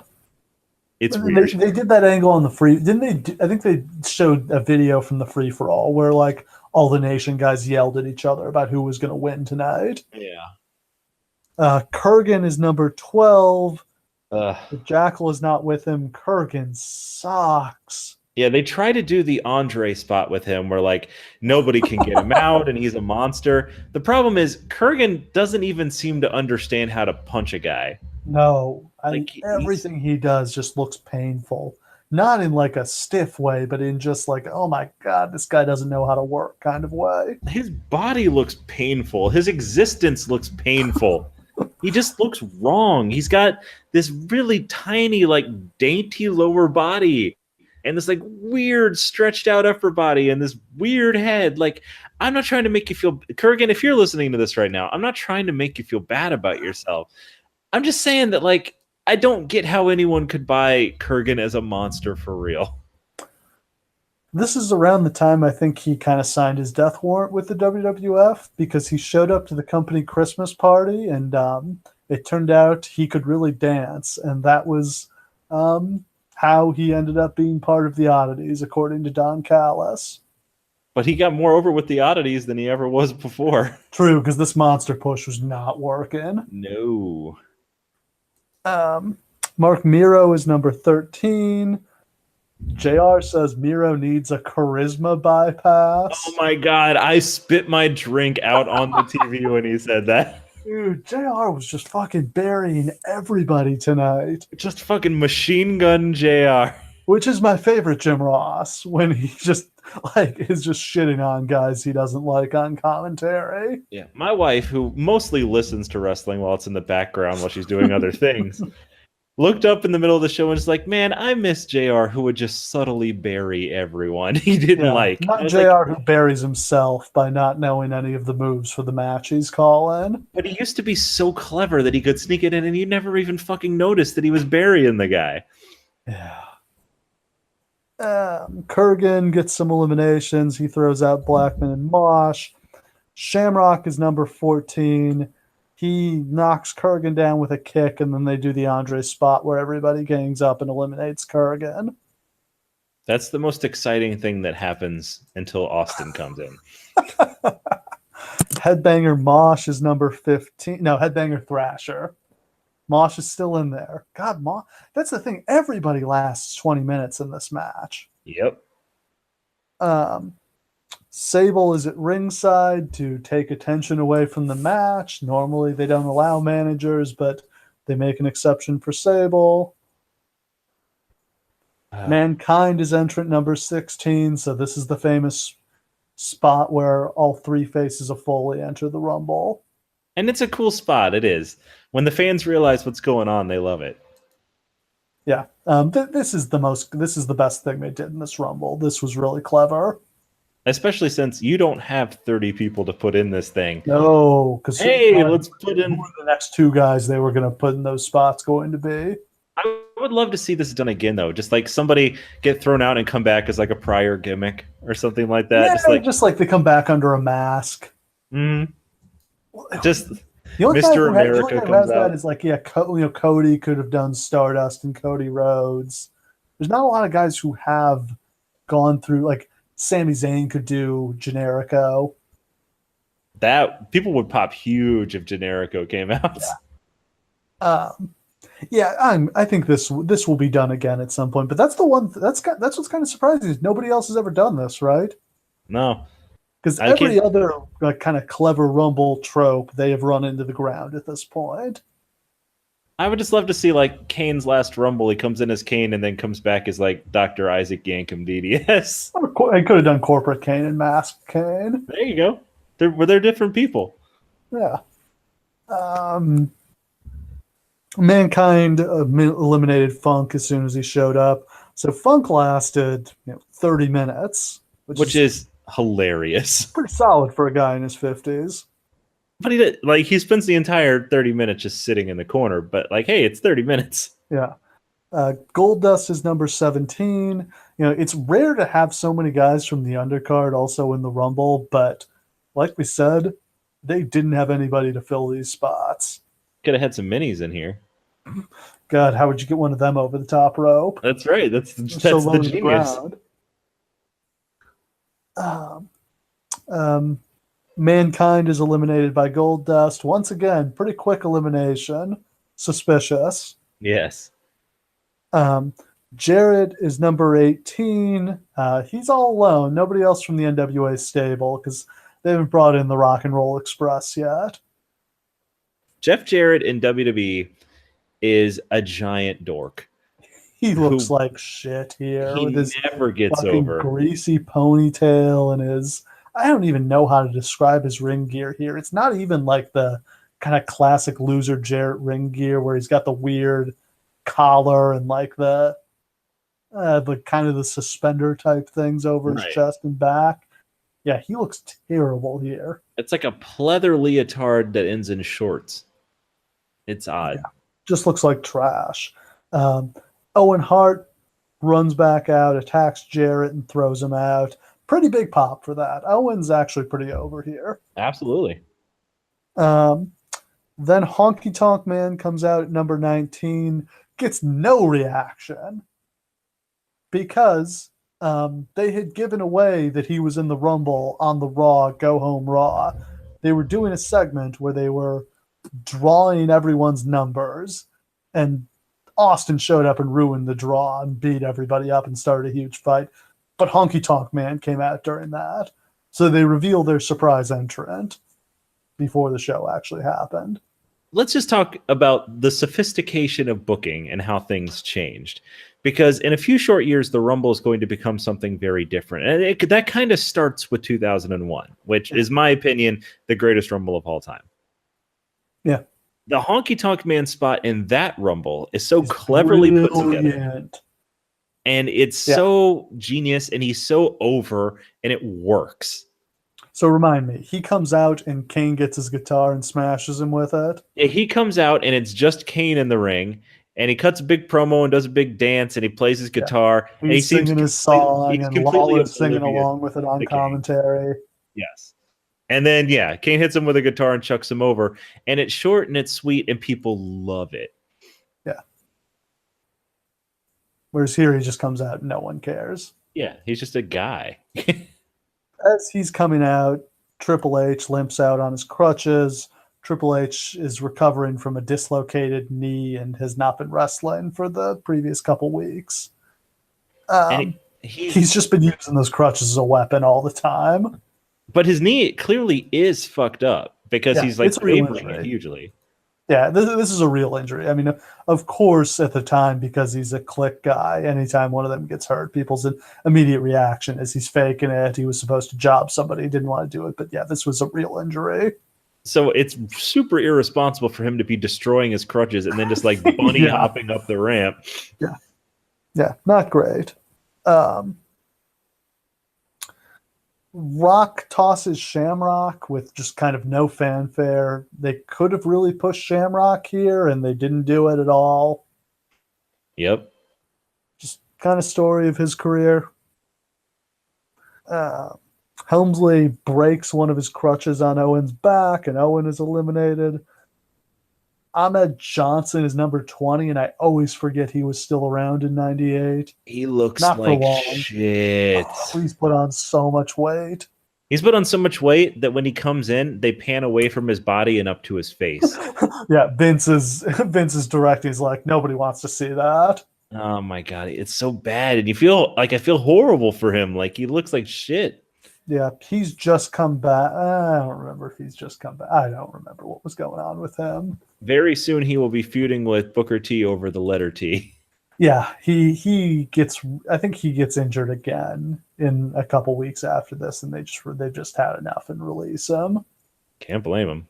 No, I mean, we covered King of the Ring '96, and at that point, it seemed like they were positioning him to be their next top babyface. And he's fallen way, way down since then. Thank God they didn't choose him to be their babyface. He would have been what people who hate Roman Reigns think Roman Reigns is. Yeah, an untalented shithead that they push despite the fact that he's not over. That's what he actually was. Mark Henry is 21. No one enters number 22, and this is surmised to be Austin's spot. Yeah. Lawler basically straight out says, like, this was Austin's spot, but he's not coming out, despite the fact that we already know that Skull got jumped and he's not going to be in. But no, like, Lawler's just like, oh, that was Austin's spot. And so me at home, I'm just like, oh, I guess that was Austin's spot. Okay. Ahmed gets eliminated. Phineas is eliminated by Mark Henry. That's another guy who lasted 30 minutes and did absolutely nothing. Phineas legitimate. Did you catch this? Phineas got thrown out on top of Jack Doan, one of the referees, and like actually knocked him out. Oh, I didn't see that. Yeah, so I mean, Phineas is 280, 300 pounds. He gets tossed out of the ring, comes right down on the referee. Concussion, had to take him to the hospital. There is no reason to ever be a referee in any sport, in any walk of life. It's just a horrible shit. You know how many of these guys, I mean, Tim White had that bad shoulder injury. A lot of these guys have actually been injured. Yeah. Kama Mustafa is number 23. I don't know that we've ever talked about Kama Mustafa, but I always thought this was an awesome gimmick that they didn't really do anything with. It's just, some guys just can't have charisma in certain roles. And like, he was one of those guys where he was always a big guy, but he didn't move like that in the ring. Yeah. And I think a lot of big guys, like a much smaller man. And I think like a lot of big guys are tentative about actually hurting people because they've been big their whole life, and that's something that they actually have to be concerned with. And that's kind of a persistent problem, like your Ezekiel Jacksons of the world, right? Where they're gigantic, but they don't feel like they're hurting anybody, or they don't feel like they have any aggression to their movement because they don't want to. And I always thought that was kind of a problem with him in all of his roles. So he eventually got over by just being a pimp who happened to be 6'8". Yeah. Which was basically who he actually was. Right. Number 24, glass shatters, match comes to a halt. Everyone stops fighting and turns and faces the ramp and waits for Austin, because they are all going to get some of that. All 20 of these fucking jobbers in the ring turn to the ramp, and they're just like, we're going to fuck up Stone Cold Steve Austin. And it's important that you understand that. The whole match stops. Everyone looks. Everyone is dedicated to the exact same goal. We're not going to fight each other. We're just going to fight Austin.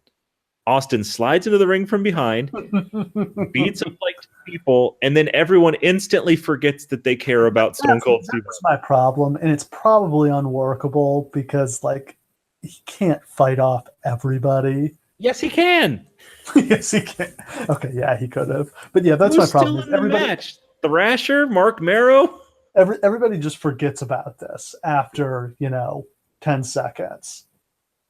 Mark Marrow literally is standing next to Steve Austin and starts goofily dancing alongside him. And the funny thing is, Steve Austin hated Mark Marrow. Yes. Just thought he was a jabroni, refused to wrestle him, thought he was trash. He was 100% right about that. Again, yeah, sure, maybe Steve Austin could be difficult to work with, but only if you were pitching him shitty ideas. Yep. But yeah, he throws out a bunch of people. Literally, though, if he had thrown out all 20 of those people, would it have really mattered? Nope, would have been awesome. It would have been awesome. He throws out Miro and 8-Ball. Henry Godwin comes in 25. All of Los Boricuas come in number 26. That was great. Yeah, they're just not playing by the rules. I always wondered why people in stables don't do that more often. I can't believe they never did this with Bray Wyatt and the Wyatt family. Yes. Just we're going to have all three of us are coming in together and nobody's going to stop us. Because they did that with the new Nexus with CM Punk, but only while those guys were in. When they were eliminated, they were like, oh, well, I guess I got to go back to the back. I got to go now. No, stay in. Yeah. Savio Vega is the one who's actually in the match. Austin kicks all of their asses. Yep. I loved it. It just beats up all four. I don't even know who these. It's Savio Vega, Miguel Perez. I don't remember who. How many are there? 4 of them? There's 4. Who are the other 2? Do you know their names? One of them's named Al. Al Perez? Yeah, I think Al Perez. I don't fucking know. Nobody knows who these jabrones are. I'm sorry if you out there are one of the jabrones. I apologize. Farouk is number 27. All the Nation guys fight each other. Like, Farouk goes after Rock, and then like, these four guys could team up and have a good shot to get to the end of this match, and instead they fight each other like idiots. I say these four are in like the final 10 people, and like literally they just fuck it up. Yeah, this is why the Nation never got anywhere as a stable. Oh man, they let the oppressor win. that's true. Rock and Austin, this I loved. So Rock and Austin clearly gets thrown under the bottom rope, and King keeps insisting he went over the top rope and was eliminated. And like I wasn't watching closely, so when I heard King say that, I was like, "Wait, what?" You're trying to remember what happened here. I'm just like, wait, no, it's not true. It's not true. It's not true. But like, you got to imagine there were people at home who were being like, wait, are you fucking kidding me? It's basically what they did to Daniel Bryan. Except they literally did it though. Yeah. They fight on the floor. Austin gets thrown into the steps. Dude Love comes out number 28. Don't you think Mankind should have been the last one because Mankind was a more serious character than Dude Love? I think Cactus Jack should have been the last one. No, but Cactus has to come out first because he's been playing Cactus Jack recently. I guess that's true. That's a good point. Then yeah, Mankind would be the surprise. Mankind is a credible guy to be in the final four, whereas Dude Love was out of place. Also, this is not going to be a super popular opinion, but Dude Love was dumb and they shouldn't have done it as often as they did it. Like it worked a couple of times, but here the fans make zero noise for Dude Love. They don't care about that character. It was fun at first. What do you think about when they had Dude Love feud with Austin? I loved it because it was weird. It was really goofy. For the Vince Dude Love interactions were classic. Vince McMahon dancing with Dude Love. Yes. And it was just, it was a part of, they expressed it as part of like Mankind's neuroses, right? Yeah. But that should have led to another pay-per-view match where Cactus Jack comes out. Yeah, they could have gotten more life, and they needed more life from that feud because otherwise it was just a bunch more Undertaker Kane matches. Right. Chains is number 29. This is Brian Lee. Brian Lee, who, despite being the Undertaker's buddy, could never get a push in the WWF. It always makes me laugh that there's nobody, maybe in the history of WWE, who's ever had stroke like the Undertaker has stroke, and none of his friends ever got pushed worth a damn. Never did a fucking thing for any of his buddies. The entire Bone Street crew were jobbers, except Yokozuna, but by that point, Yokozuna wasn't getting a push. Right. Yeah. Who was in the Bone Street crew? It was like Yoko, Godfather, the Harris twins, Brian Lee. None of these guys. The Godwins, I think. Yeah. Taker and the did Godfather not do was anything for any of these guys. And the Godfather was in before he was the Godfather, when he was like Papa fucking Shango. Yeah. Meanwhile, the Clique has taken over every spot. Taker's got his guys who he goes to strip clubs with and never advocates for. I kind of love that about Taker. Just like, look, man, we're friends, but doesn't mean I want to work with you. My favorite thing though was for like 10 years, the Godfather desperately tries to get out of the wrestling business. He doesn't want to be a wrestler anymore after Papa Shango. He's not interested in it. He just wants to be a nightclub owner. And then like every year or two, Undertaker calls him up, is like, hey, I got a spot for you. I kind of want to hang out with you on the road. And he's like, fine, I'll be Kama Mustafa, fine. Finally, final entrant is Vader at number 30.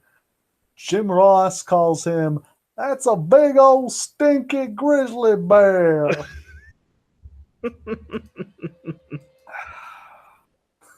Now, we do know. This is where Vader has fallen from being the top guy in WCW in the early 90s.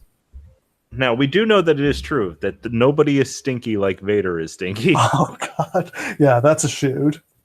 Oh, boy. Vader did not wash his body, his gear, his gloves. There's that famous story about a jobber who quit the business after being in a headlock from Vader.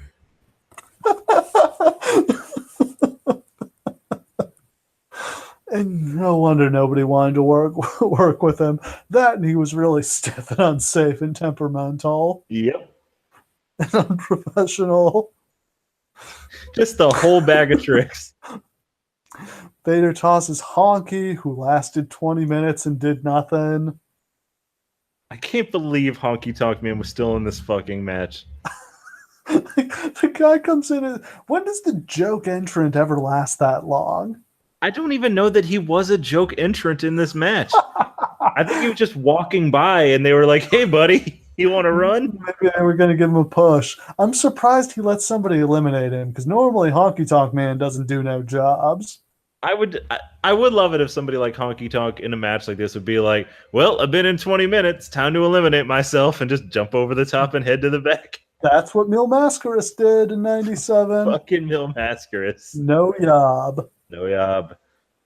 And this is the part where they just clear the ring out and suddenly everybody gets like they literally get the wrap it up signal and everybody's going out. Austin throws out Savio, Thrasher, and Kama. Goldust eliminates Vader, so Vader lasts 2 minutes. Like, break out the fucking shovels. And like, way to undo his win over Goldust in the opening match. Like, well, I guess Goldust gets the last word on this show. Yeah, can't let anybody get over. Oh boy.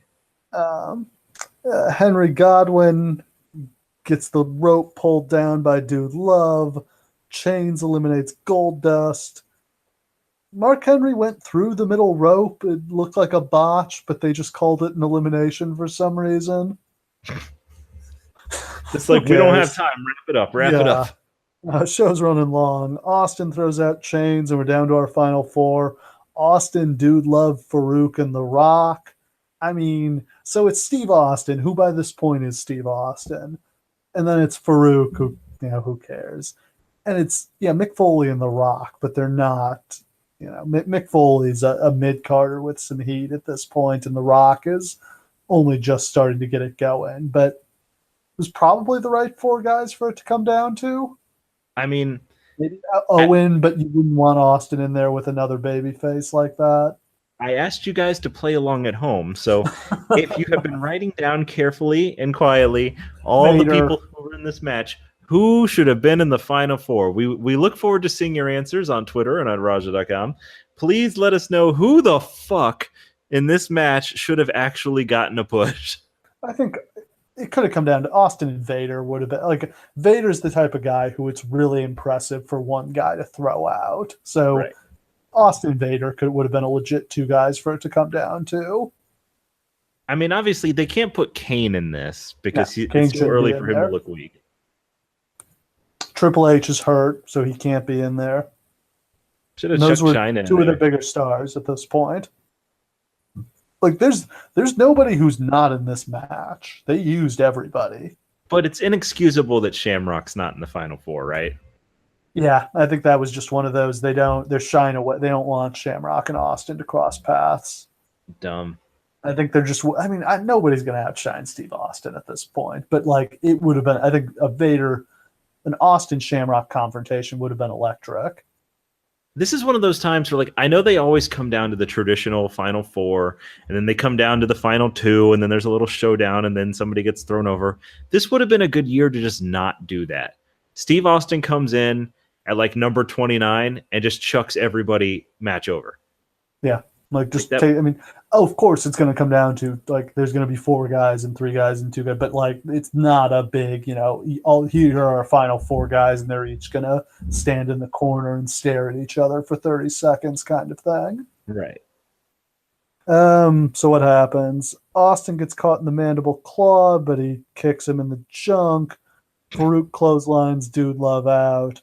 So it's Austin 2-on-1 against Rock and Farouk.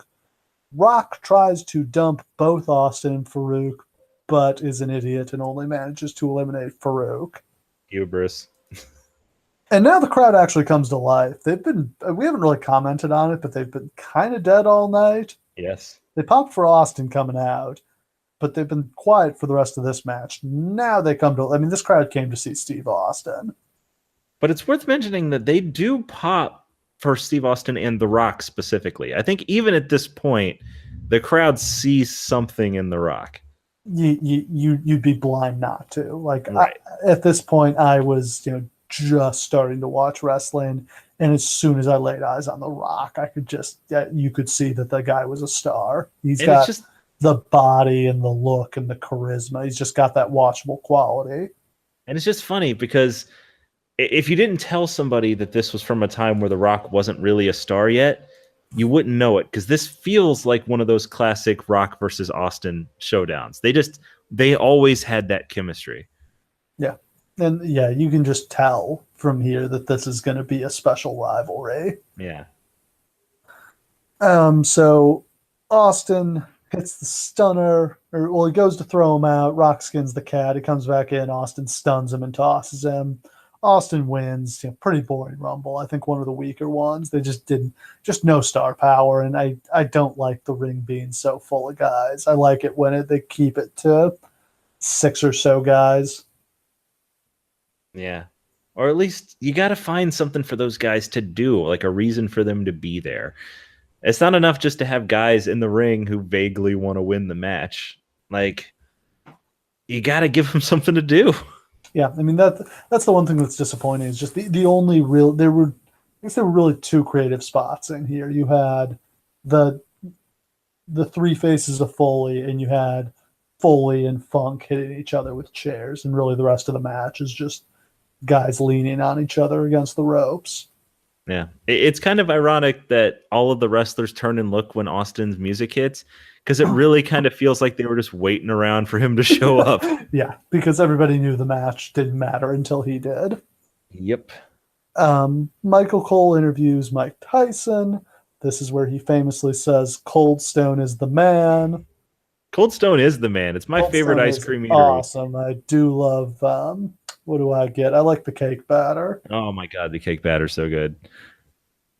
Yeah, probably takes a year off your life every time you eat it. Here, Mike Tyson does not come off as a heel at all. Like, he is so enthused. He thinks the Undertaker is going to take out Shawn Michaels. Like, comes off as a really nice guy here. Yeah, he really does. Then it's main event time. Undertaker and Shawn Michaels. We've kind of covered the story. Kane and the Undertaker have reconciled, and it seems like with that obstacle out of his way, there's no chance in hell that Shawn Michaels is retaining the title tonight in a casket match. Which means that he's certainly going to. Absolutely. So this is, of course, the match with the Shawn Michaels back injury.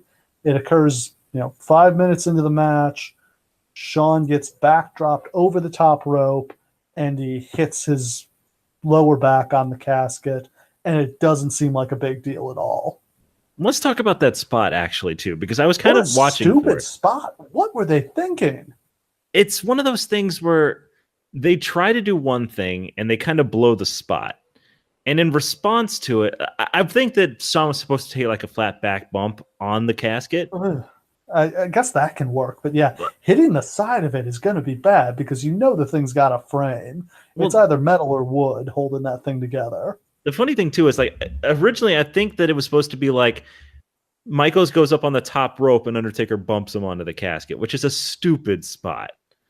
But then they botch it. So, and like Michaels does his thing where he's very smooth when he botches things. Like, he just floats into the next thing because he's like, you didn't see that, let's go. Yeah.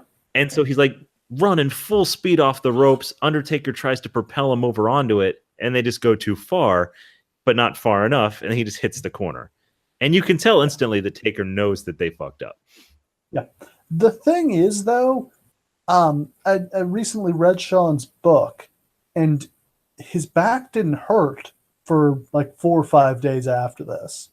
He was fine, and then he woke up on like Thursday of that week and couldn't get out of bed, like couldn't stand up. Man. Yeah. It was a weird thing because he didn't. I mean, he might. I don't think he had any matches because he didn't wrestle on Raw. The next guy they did Raw on Monday and then taped Raw on Tuesday, and then I think they had Wednesday off before they went back on the road. So he didn't wrestle between Sunday and Thursday. But it may also be he was just taking so many pain pills at this point that he didn't even notice. It must be said, we all kind of take a shit on Shawn Michaels during this period. And I mean, this is my favorite Shawn Michaels, is DX heel Shawn Michaels. Absolutely. But he was so over here. The very real injury that he had going into WrestleMania, the fact that he worked that match and like actually put on a good match and put Steve Austin over clean is one of the gutsiest performances I can recall. Yeah. So when he calls Vince to tell him, like, my back's fucked, Vince is like, okay, I've got a doctor I want you to go see. And you're like, oh, it's Vince's doctor. He's going to tell him it's fine. No, the doctor's like, you're done. You can't wrestle anymore. Your back is destroyed. Yeah. And he's like, no, I'm going to do. And it's amazing that he did the match because he was going to lose. And this is Shawn Michaels, who we've documented doesn't do jobs. I wonder how much worse Shawn Michaels' reputation would have been if he doesn't do this job and then stays retired. Like he would be if he had pulled out of WrestleMania 2 years in a row, yeah, and then not come back, like he would have been buried for life. Yeah, yeah. So this back injury obviously ends up sending him into retirement for several years. I mean, we'll kind of talk about it more in depth, but I've sort of theorized. I don't feel like this back injury was really career-ending. I think it's more he was trying to get his life together and, save his marriage, and that's why it took him so long, because he doesn't get off the drugs until right before he comes back to wrestling. It was basically he got clean and then he started wrestling again, is the way it goes. Found that Jesus. Yeah. I mean, the other thing is when you take too many pain pills, it can paradoxically make pain worse because it screws up your body's ability to manage and sense pain. So I feel like part of it was once he stopped taking pain pills, suddenly his back didn't hurt as much. That is absolutely true. And I would just like to say that we are the only podcast where not only does the host have a law degree, but a doctorate as well. So what was happening in this match? He got dropped on the casket. They fight some more. Taker almost closes the casket. Michaels throw powder in his eyes. Taker charges Shawn. Taker hits the steps. Shawn hits that badass pile driver on the steps, which I absolutely love. Like the only person who ever did that move right. Helmsley gets a shot in with the crutch. How many crutches did this guy have that he could break them all? Man, these are some flimsy ass crutches. These things have got to be made of balsa wood. Shawn hits Taker with a chair. He gets Taker into the casket, but Taker sits up and beats Shawn up some more. Sleeper hold from Shawn. Taker gets out with a side suplex. Flying elbow from Michaels. Like, this is not on the level of Hell in a Cell, but this is a really good match. It is a really good match. It does suffer by comparison because Hell in a Cell is one of the greatest ever matches. Yeah. But these guys had just all-time chemistry together. Yeah, absolutely. Shawn tunes up the band, hits Taker with sweet chin music, gets Taker in the casket, does the crotch chop, but Taker sits up and goozles Shawn. Big backdrop. That backdrop where Shawn goes 10 feet in the air. Taker's back down in the casket. Michaels hits him with an elbow drop into the casket, which struck me as kind of ill-advised because what's he landed on here? I have to say, as far as I'm aware, there's no real padding at the bottom of that casket, and Shawn's just like chucking himself into that thing. Yeah, amazing this guy's back got fucked up. Right. Back in the ring, Taker chokeslams Shawn, signals for the tombstone, tombstones into the casket. China knocks out the referee, at which point Los Boricuas and the New Age Outlaws show up and attack Taker. And we're getting a repeat of the Rumble 94 with every heel showing up to beat Taker up and cost him the match. This is real stupid. I just don't understand what these people, like, some of them, like the New Age Outlaws, like, yeah, okay, they're heels or whatever, but like there's no impetus. Like, why are they out there helping do this? It doesn't make sense. Yeah, they haven't really I mean, they end up obviously in DX, and even over the course of the next 2 months they end up kind of aligning themselves with DX. Before that they team up with Helmsley, and it turns out Savio Vega at No Way Out because Shawn couldn't do the match. But I think to this point they hadn't really interacted with DX. Yeah, it's just weird. It's just one of those, well, heels are friends because they're heels, so they're helping out. But like, it's very odd, and I don't feel like Kane needs the help. No, not at all. I mean, it's to set up the big Kane's coming to save Taker spot, right? Which is what we get here. Lights go out. It's Kane.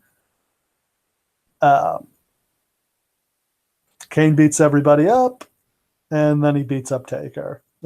Choke slams Taker into the casket, and Shawn closes the casket to retain the title. That was actually my favorite, because Triple H and Shawn are hiding behind the casket from Kane. And he throws Kane in, Undertaker in, and they're just like, flip, run away. Gone. Such chicken shits.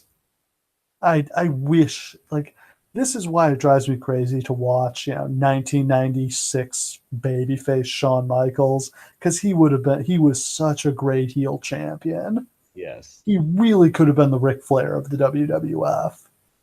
I'll always wonder what happens if he doesn't get hurt. Because the WWF is not big enough for Steve Austin and Shawn Michaels. No, because he's going straight down. He's probably going to end up feuding with Helmsley after WrestleMania.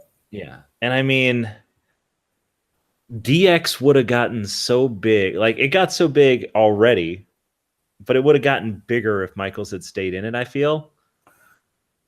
And yeah, I don't.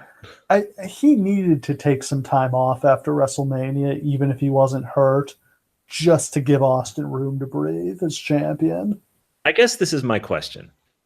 If Austin doesn't become Austin, and I think that if there's a whole lot of extenuating circumstances here, but could a Shawn Michaels led DX have been the top of this promotion? As heel, I mean, man, yeah, because I really think when you look at when their business turns around is when Shawn turns heel. Like the fall of 97 is when they get hot, and it's Shawn who's headlining the shows. It's Shawn and Taker who are the main event, and then Shawn and Brett. I mean, he really doesn't have anybody to work with, so that would have been a major struggle, but it's just interesting to think, like, we always just treat it like it was always just Austin, Austin, Austin. But like, this Michaels DX thing had unbelievable legs at the time. His entrance when he comes out here is so amazing. Oh yeah, I mean, you got the classic DX theme, and then I've always loved the way it cuts between the entrance video and what's going on. You got this is the best he ever was. It's hard to remember, but like, the DX theme was his theme. He was D-Generation X.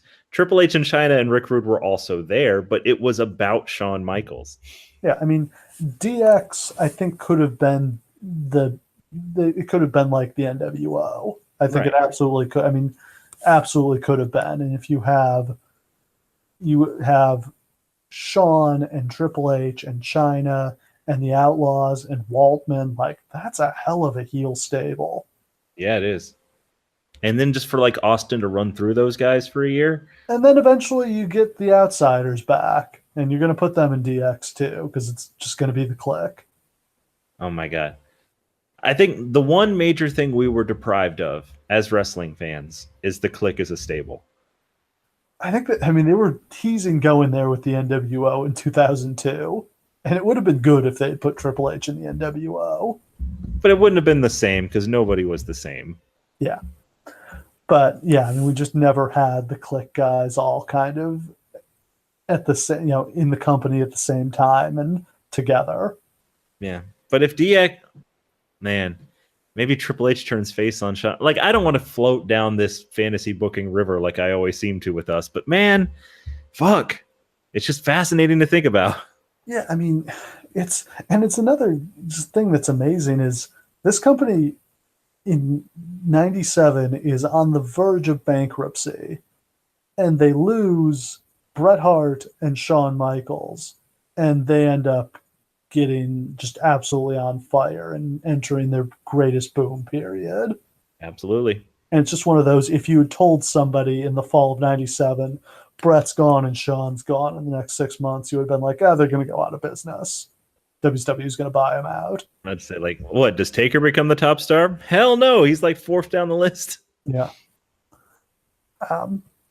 So we get the famous angle where they wheel the casket. So Paul Bear and Kane are kind of evilly cackling. They lock the casket shut. This is where I assume the casket had a false side and Taker rolled under the ring would be the trick here. Lights are kind of dimmed, so maybe people in the front row could see something move, but you couldn't see anything on TV. They roll the casket up to the top of the ramp. Kane takes forever chopping it with an axe, which there's not a whole lot of point to. Also, this is one of those little stupid things, but they would never in a million years let them do this now. Wielding an axe in a dark arena is dangerous. Well, shit, a couple of years ago, they had Brock use an axe on Seth Rollins' car, and as he was doing it, I'm just like, oh, he's going to hurt somebody here. He's going to hurt himself. And then he threw the door into the crowd and hit somebody. I forgot about that. Yeah. Also a segment involving Kane. That's a bad situation for an axe. Also, can we reflect on the fact that Kane is in the main event of the Royal Rumble this year? Yeah, let's just go ahead. 20 years after this. 20 years. And what is that the equivalent of? Like, if superstar Billy Graham had been in the main event of the Royal Rumble 1998. Since it's the main event, it's like, what, like Kobe Bryant 20 years later still being the best player in the All-Star game? Or basketball's different. Yeah, I just, there is no correlation. Nobody. The other thing is, it's just, Kane is not really that big of a star. But like the funny thing is, he's still at the exact same level in the company he was 20 years before. Yeah, he's just, well, I mean, here he's new and fresh and hot. He's at the same level he was from basically 1999 on. Yeah, just upper mid-card, could main event a bit, never going to win the title. Let's move on. Yeah. And somehow, because Vince decided Finn Balor was too short or something, we've got Kane in the Royal Rumble title match. Hey, but it's okay because DX put over the Balor Club, so all is well. Yeah. So I guess the real reason they chopped up the casket was it gave the fire more oxygen. That makes sense. This thing lights up like a motherfucker. This was amazing. To the point where, like, I was like looking at the crowd like, get the fuck out of there.